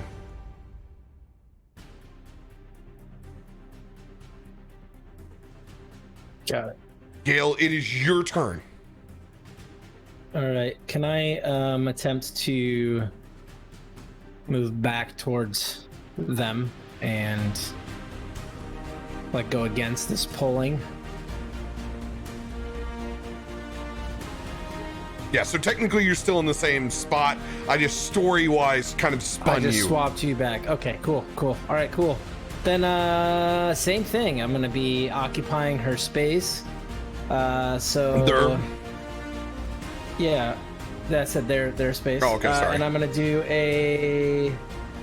It's a DC 13 Constitution saving throw they have to make. Again, it's not Right. a hard save. It's 13. All right. So then they're just gonna. Oh yeah, I can just do this here. So then they'll take half of 2d8, which is so 5 lightning damage, and then I'm going to do 2 zap attacks on them again. So that is. I'll just do it on here. It's easier. Wow. Okay. So nat 1 misses. Sick. And then does a 16 hit? 16 does not hit.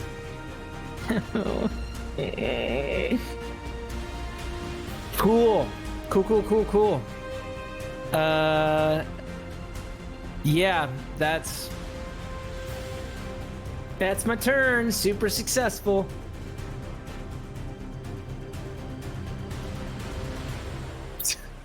How many total points did you get out of yours? Oh, that I did damage? Mhm. 5. Didn't do as much as you hoped. Well, I had halved it already. So Oh, okay. It was already halved. yeah, Got it. yeah, it was already halved. Yeah. Cool. Still didn't do as much as you hoped. Yeah. Anything else for your turn? If I can shift, basically, yeah. I mean, I'm still in the same space, so I'll just No, that's it. Another perception check with disadvantage. Oh boy. Oh boy. I'm just gonna click on this twice. Oh, why does it gotta be that was a nat 20? And that was a 3. Why? That's a negatory Ghost Rider. That's a 5. I need to roll Diraks with disadvantage as well.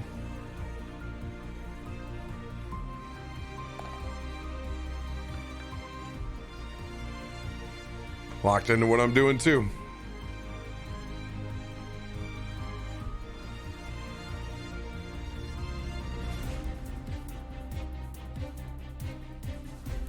Seeing Tormund get airborne over here, this cultist, 5, 10, 15, 20, 25, 30. It's going to attempt to climb up to your position. Actually, they don't need to climb. There's stairs right on the inside. They're going to make their way up, but it's going to take every bit of movement for them to get there.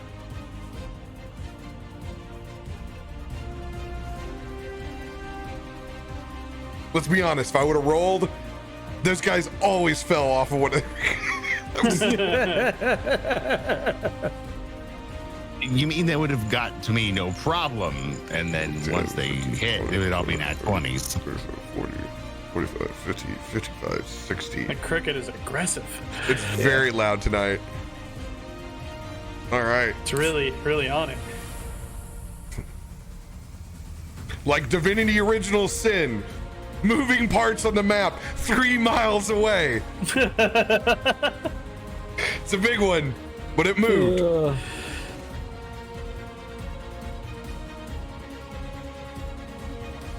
I hate where you're at, Arkonan.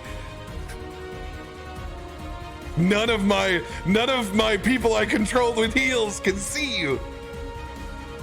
No idea what's happened.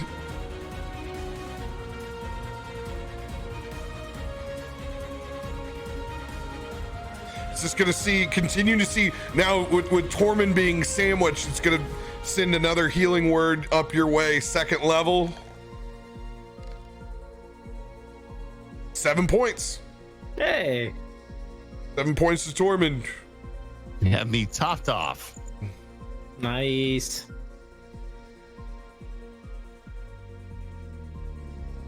All right. That'll be the end of Headmaster's turn. And by the way, guys, I can see the time. I'm going to cut us off at 2:30 my time. That all right? Yeah, I'm good. All right. You know, 1 o'clock. We'll see what happens. Down for the ride, man.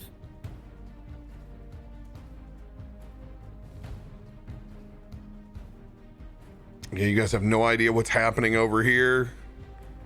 You guys are all locked in. That's what scares me.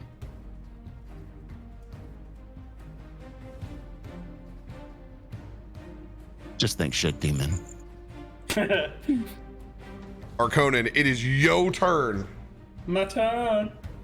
All right. I see the a-hole who shot a lightning bolt at me, and I kind of like cock my head again and peek, like look over at the Azamar, and then look back and go, they can't be the same, right? And I'll my eyes will go black, and I'll say, Ulkumbon Rowinavas, and everyone hears a single bell toll. So wisdom save. Wisdom save for the Stormcaller. Yes. All right. 15. It's a +1. Let's go, baby! Let's go! You finally got Tales of the Dead! Has this individual been injured? No, Okay. they have not. Ooh, still a decent roll. 12 necrotic damage. Oh, let's go. Let's go. Take it.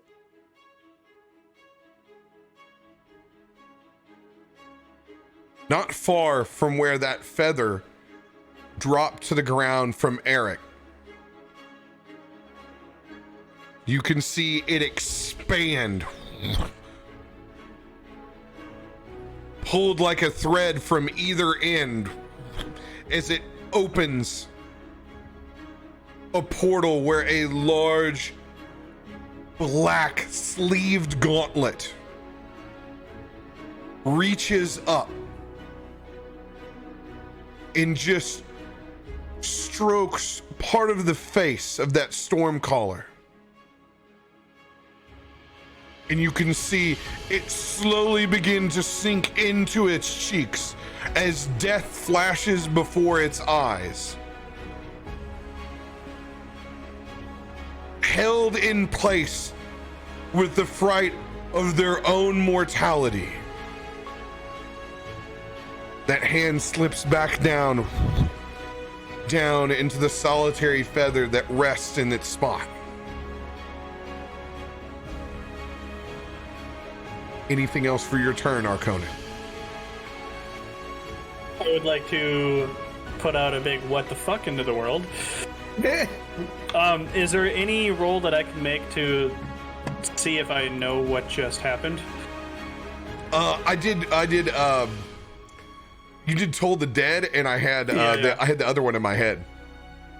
The other cantrip. What is that one that makes the skeletal hand come up? Shit, I can't think of it.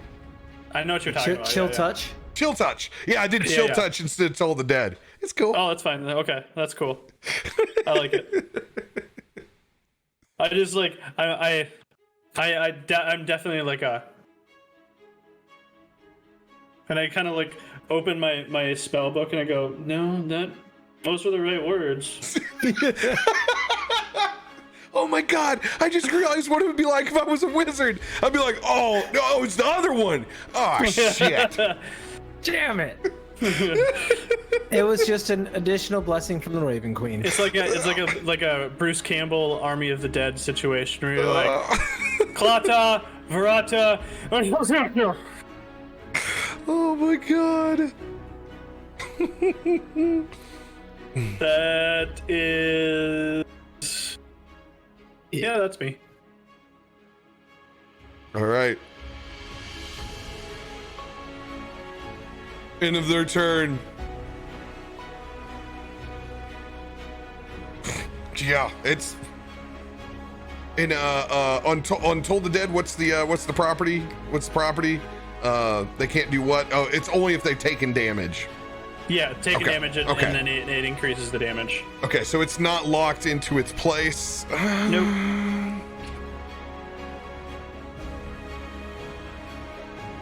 It's gonna fly over here towards the stage. Send lightning back out towards you. 10's not gonna do it. I just do the hip thrust to the side and it goes right by. Classy, I like it. Feeling good, finally getting him into my groove. You know, took a little bit. Oh boy.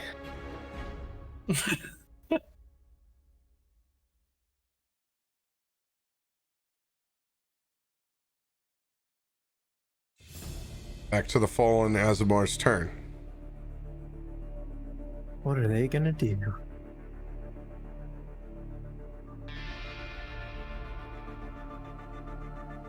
You Well, standoff music. are Feels going like Kill to Bill.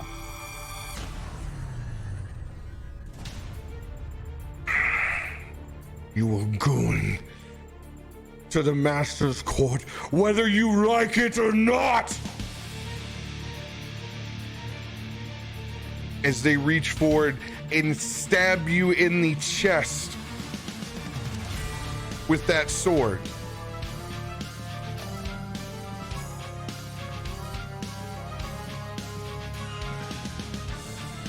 That's an 18 to hit. Mm-hmm.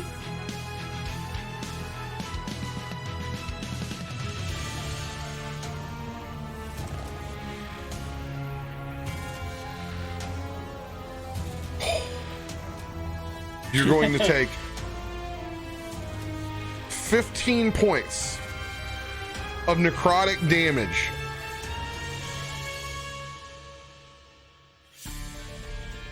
And I need you to make a Constitution saving throw. Do so publicly.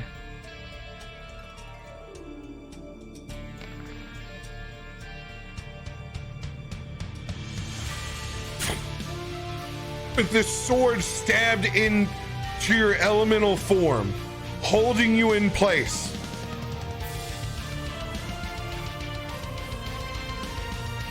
You can feel the charge as it racks through the blade, sending you 10 feet back into the maw of that head of Talos.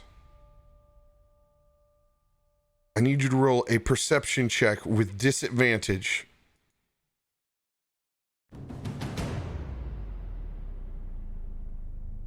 Uh, 13.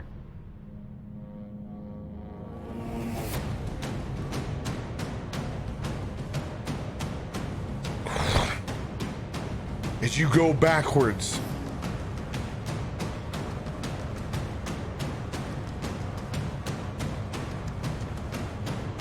you see nothing but darkness and shades of electricity as that maw clamps shut around you.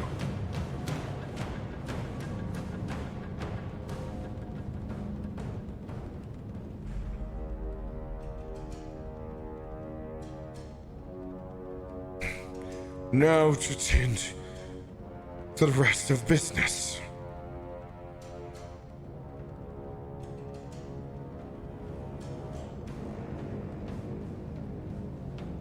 As they fly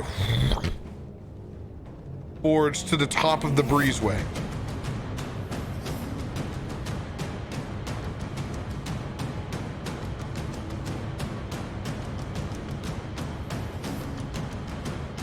That Stormcaller mage next to you.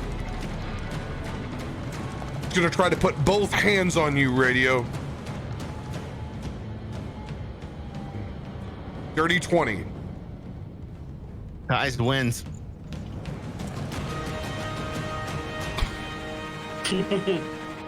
Well, it's only gonna do 6 points of electric damage.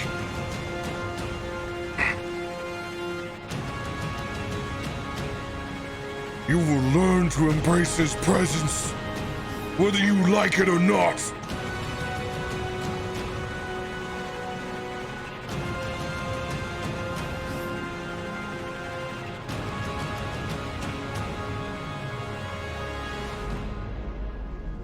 Still can't see anything with the Stormkins. Tormund, it is your turn.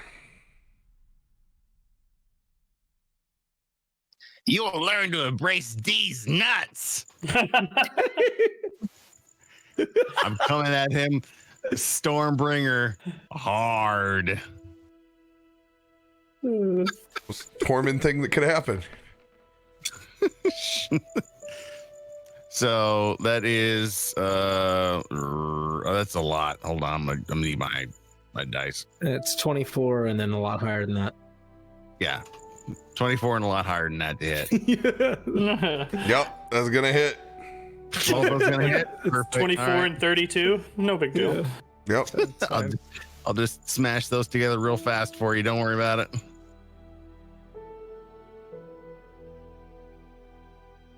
It's going to be 28 points damage. Oh, they are looking very rough on death's door. Perfect. You know what we're going to do? We're going to swing one more time with a frenzy attack. Let's pray to God we hit. Yeah. It's not quite that 20 that I wanted. I would have loved to burn that brutal critical card on him, but that's just not going to work that way. Yahtzee! That's another 17 points damage on that third frenzy attack. DTD, describe their demise. After Tormund makes that proclamation, he just swings 1, 2, 3 over the top of the head, just collapsing the skull into its chest as it drops to the ground. He's gonna look back at the cultist in front of him. You really want some of this? Or do you want to run away? This is your chance.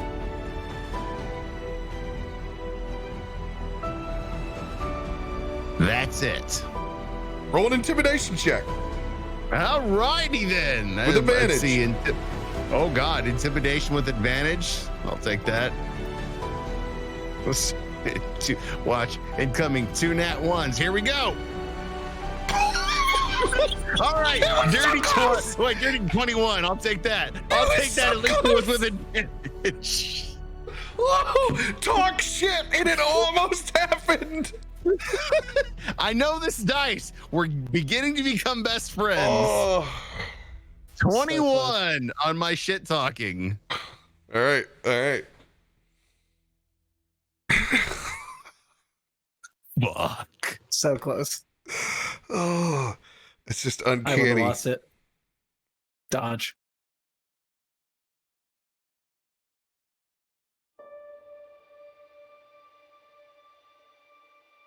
Dirakt looking back towards that fallen angel.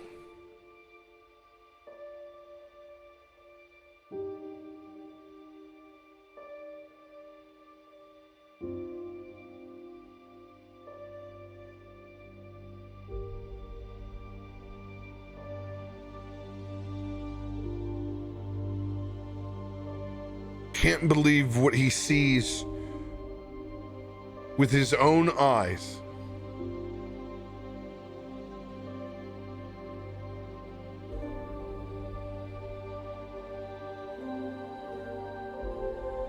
It's not just the bodies of the dead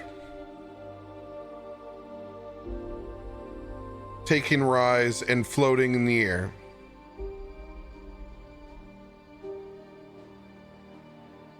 So are the bodies of the wounded. as he rubs his eyes and looks across and can see in the center the body of Myra, encased in an electricity that resembles the Stormkins.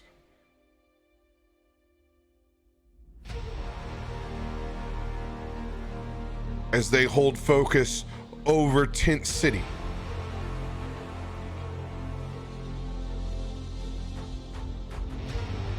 Immediately, he tries to send Gale a message. Gale! Gale! If you can hear this! I don't know what they're doing, but Myra's a part of it. She's out there. But it lands on deaf ears.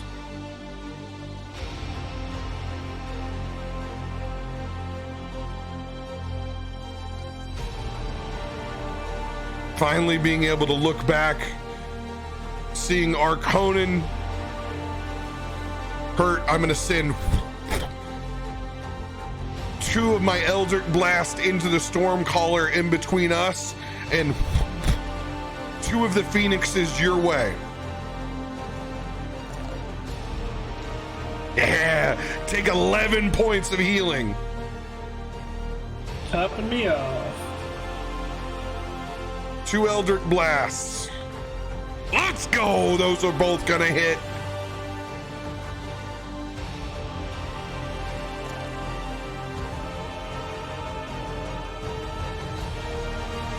$12, 17, 19 points of damage.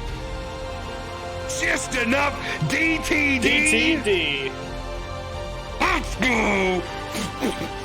As I pull him back down towards the stage, just pulling apart as you can see fire rip in a line like the DeLorean taking off.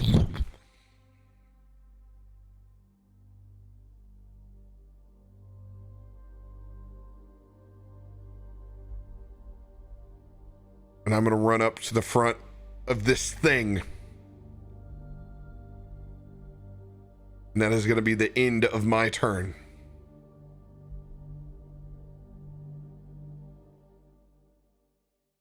Gale.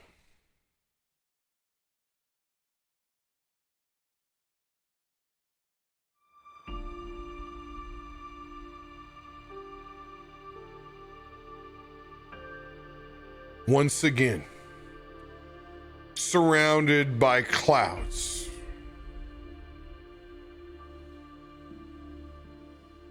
you can make out the steps as they incorporate and spin and take form.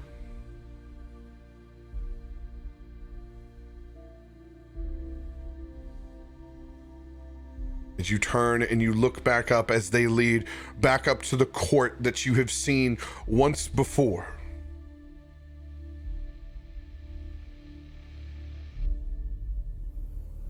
Gale Everstorm.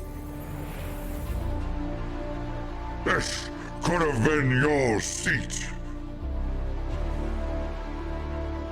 You could have helped Neverwinter prosper and become the real city that it is always meant to be. But instead, you continue to defy me. Why? I can feel the anger and the storm inside. You don't have to be alone here. I know the thoughts inside your head.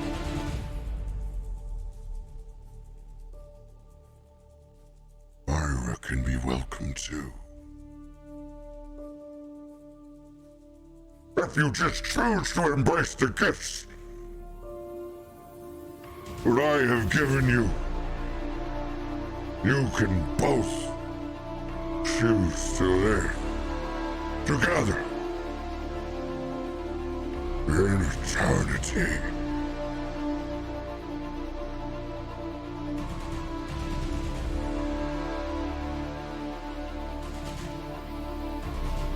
I need you to make a wisdom saving throw.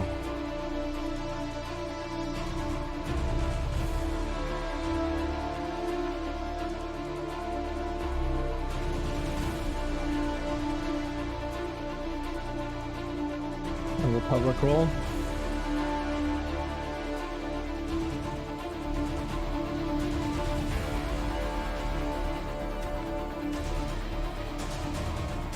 And I will add my inspiration.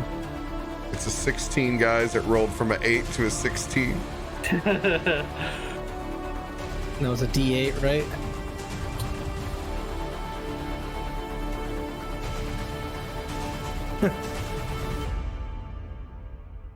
$19.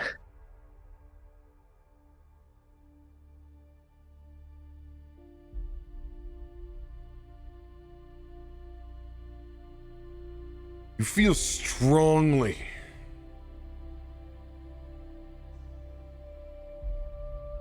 that you want to walk up these steps and hear the rest of what they have to say.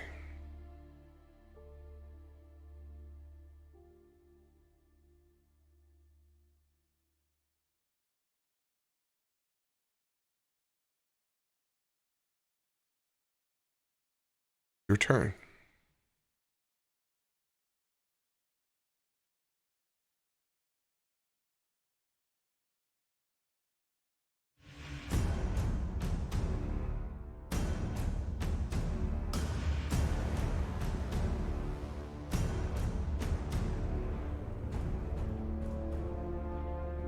I choose to defy you because I will not become your puppet or your slave. I choose my chaos and my freedom.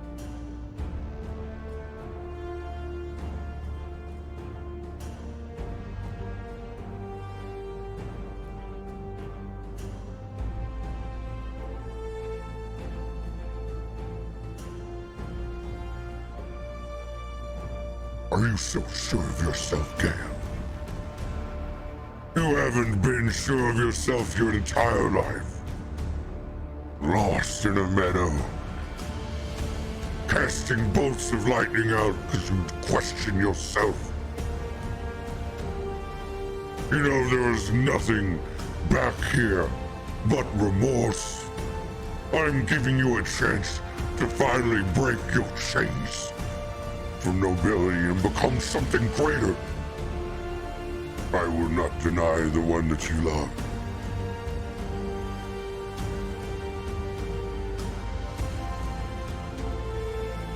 I have been nothing but benevolent to you. I will not ask again, Gale. This will be the last time. Accept my blessing.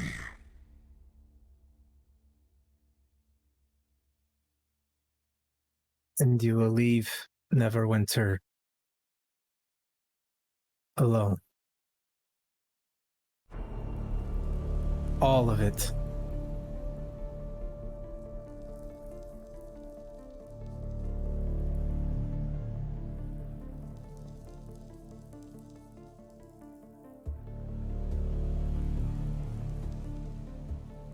Anything else for your turn, Gale?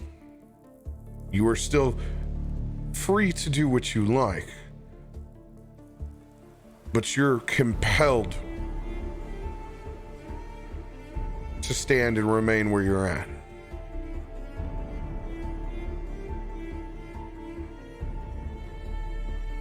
I want to hear his response, so I will stand and wait for his response.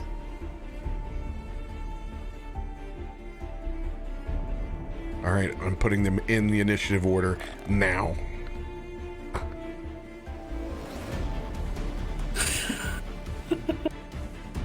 Of course you would. Why wouldn't a god be a 20? Exactly. Why even roll initiative? Just set him at 100. And fuck the rest.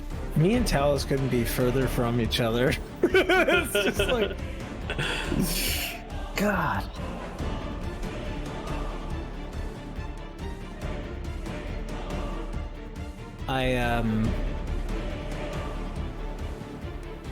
I'll move up the steps, but I will hold and wait for his response. All right. And that'll be my turn.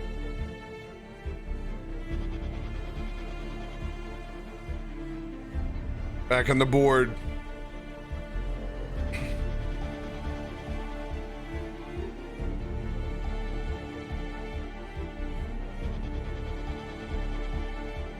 That cultist eyeing you up.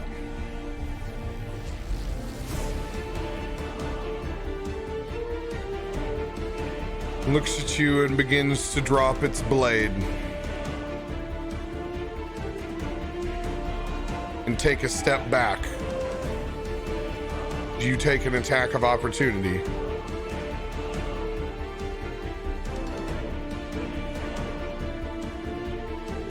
It doesn't take for me to grab that mask and rip it off his face. It's a reaction. You can try. Tell me what I need to roll. Athletics against their dexterity. As you do so,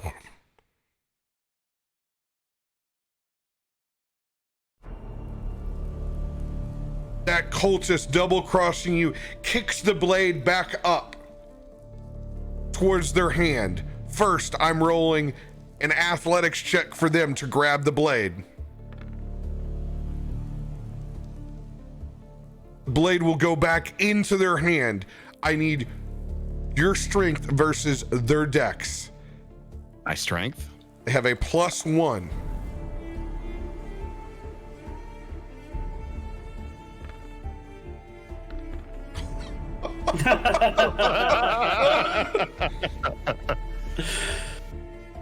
As they try to duck out of the way, you palm that mask as the sword goes back up in their hand, pulling the mask up and over, and instantly cauterizes their face. Swinging now with disadvantage, unable to see.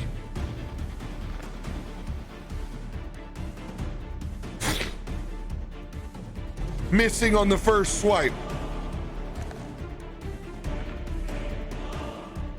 Missing on the second.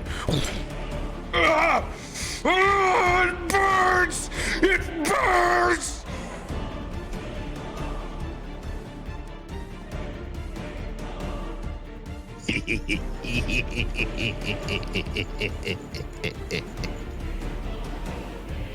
The headmaster is going to run up to the stage.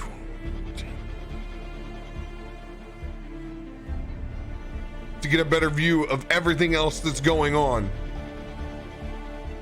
5, 10, 20, 25, 30, 35, 40, 45, 50.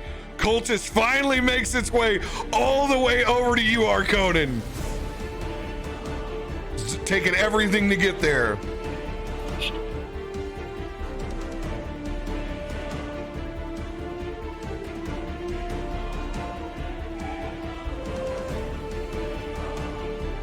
Three of these restless spirits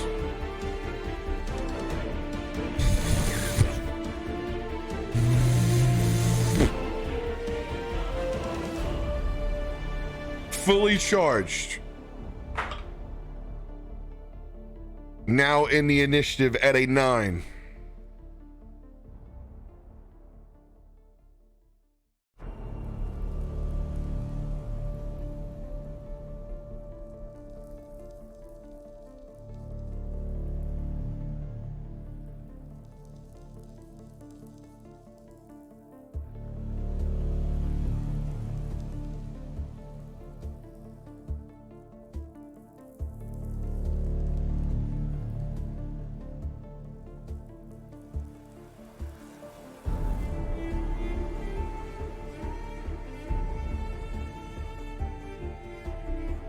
I will mark Myra's body on the map.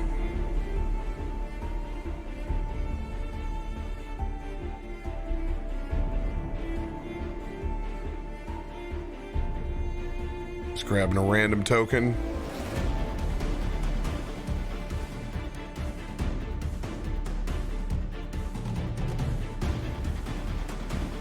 Floating in between.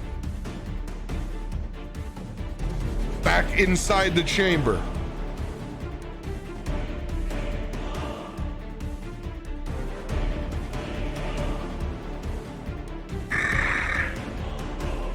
And you have made your choice.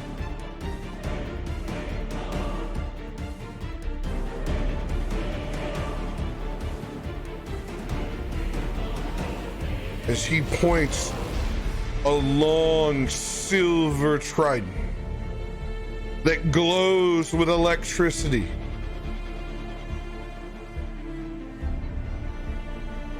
Similar to your staff.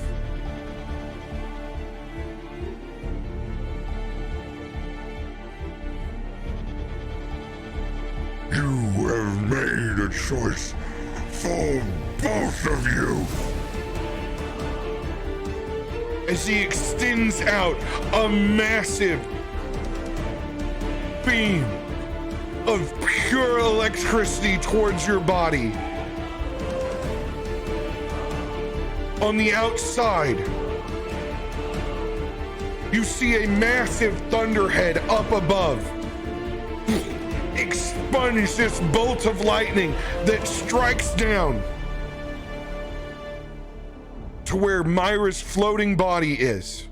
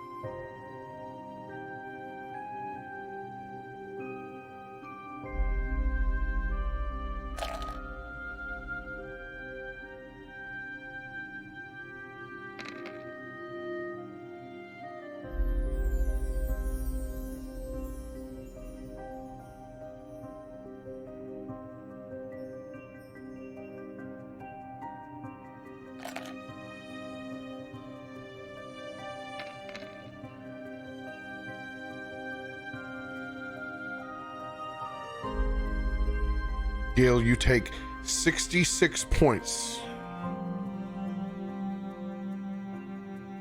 of full damage this time.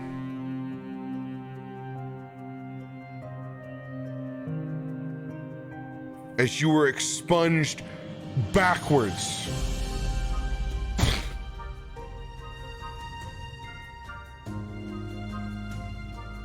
Out.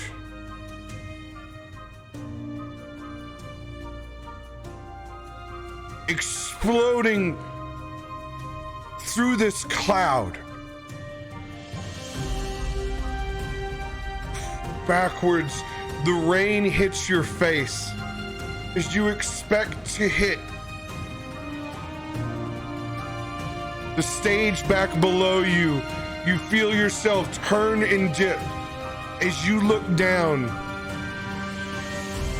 as you crash towards the ground, as a bolt of lightning flying down towards the tent city. As a living bolt of lightning striking Myra in the chest.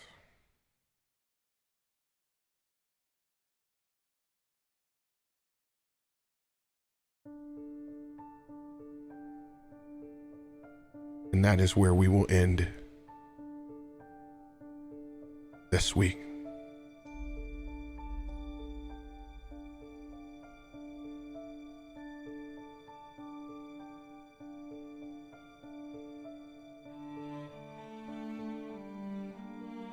I have nothing to say to you right now.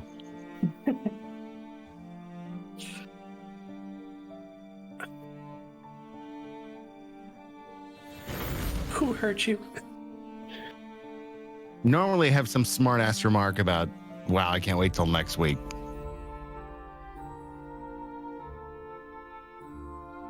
Can you give me one more moment? There is no moment past that. Not this week.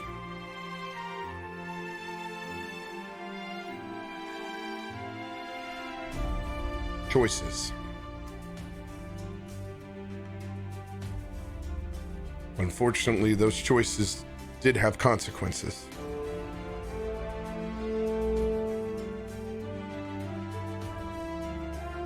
We'll find out how great those consequences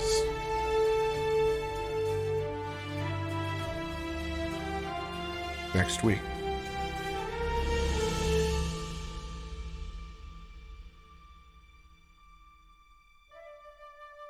Send this cricket to devour your liver tonight.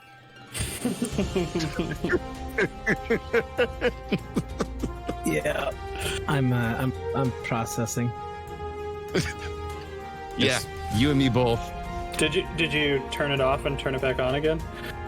With the Guys, cricket it's or not his me. liver? It's not really His- me. his- I didn't Him do it. processing.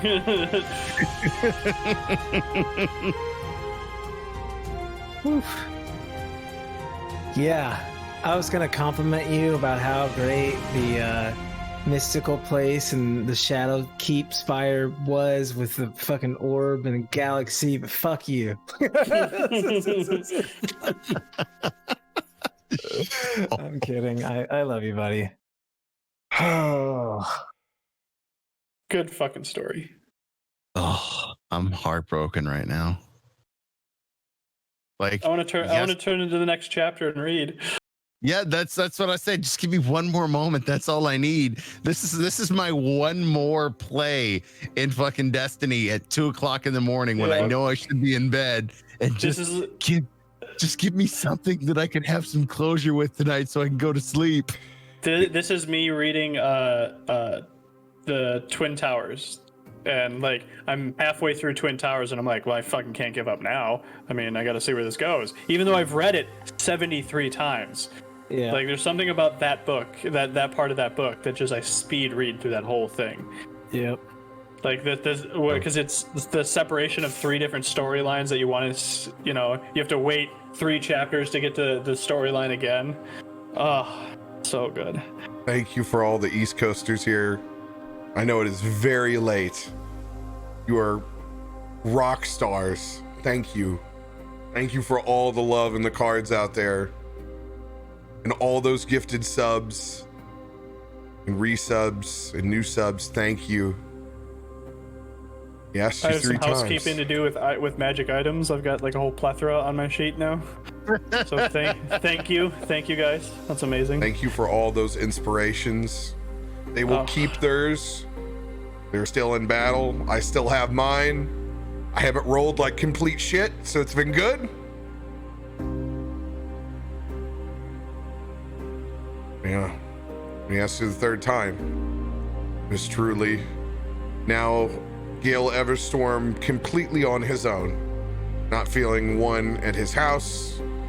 Not feeling at welcome in Talos's court. You guys are insane. Thank you. I was this close to saying yes. What are you Had threatening he to with said- Myra? Yeah, I mean, had he answered me and said he would leave Neverwinter, probably would have immediately sat down. But he never answered me. There's no And- leaving. He wants you to rule Neverwinter. Well, Well, wanted. I think the hardest part is that it's not even like I have no idea where Myra is. Dude, at all. I And I feel know gutted. Dirakt sent me that message, but it's like, Could get I'm to like, if this message goes through, like that's a source, that's a fire that'll burn, right? Like that's, but it was like, he started talking. It was, yeah. She was I in don't the know. tent I city gotta the whole process. time. She was in the Yeah. tent city the whole time. You rolled low. You thought she was in lockdown in the center. You didn't find out until it was too late. She was in the back. No one went to the back to see what was happening in the midst. 'Cause no one knew she was there. Oh boy. So it set me up for an opportunity. Because they were looking for her as well. They knew the only bargaining chip they had, the one last ditch effort to try to get you to join their cause, because they know how strong you are and the potential. They had to expunge you the only way that a storm knows how.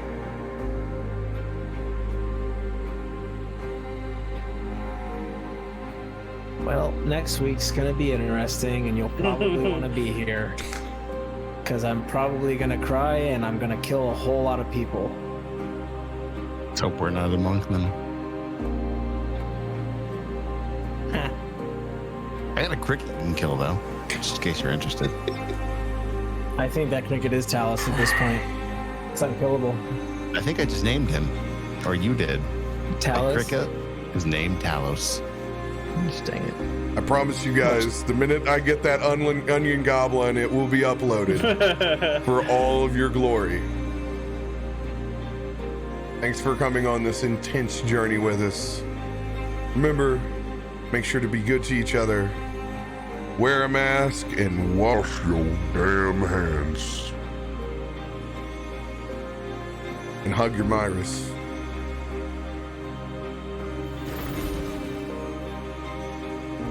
Come here, Captain. Give me a hug.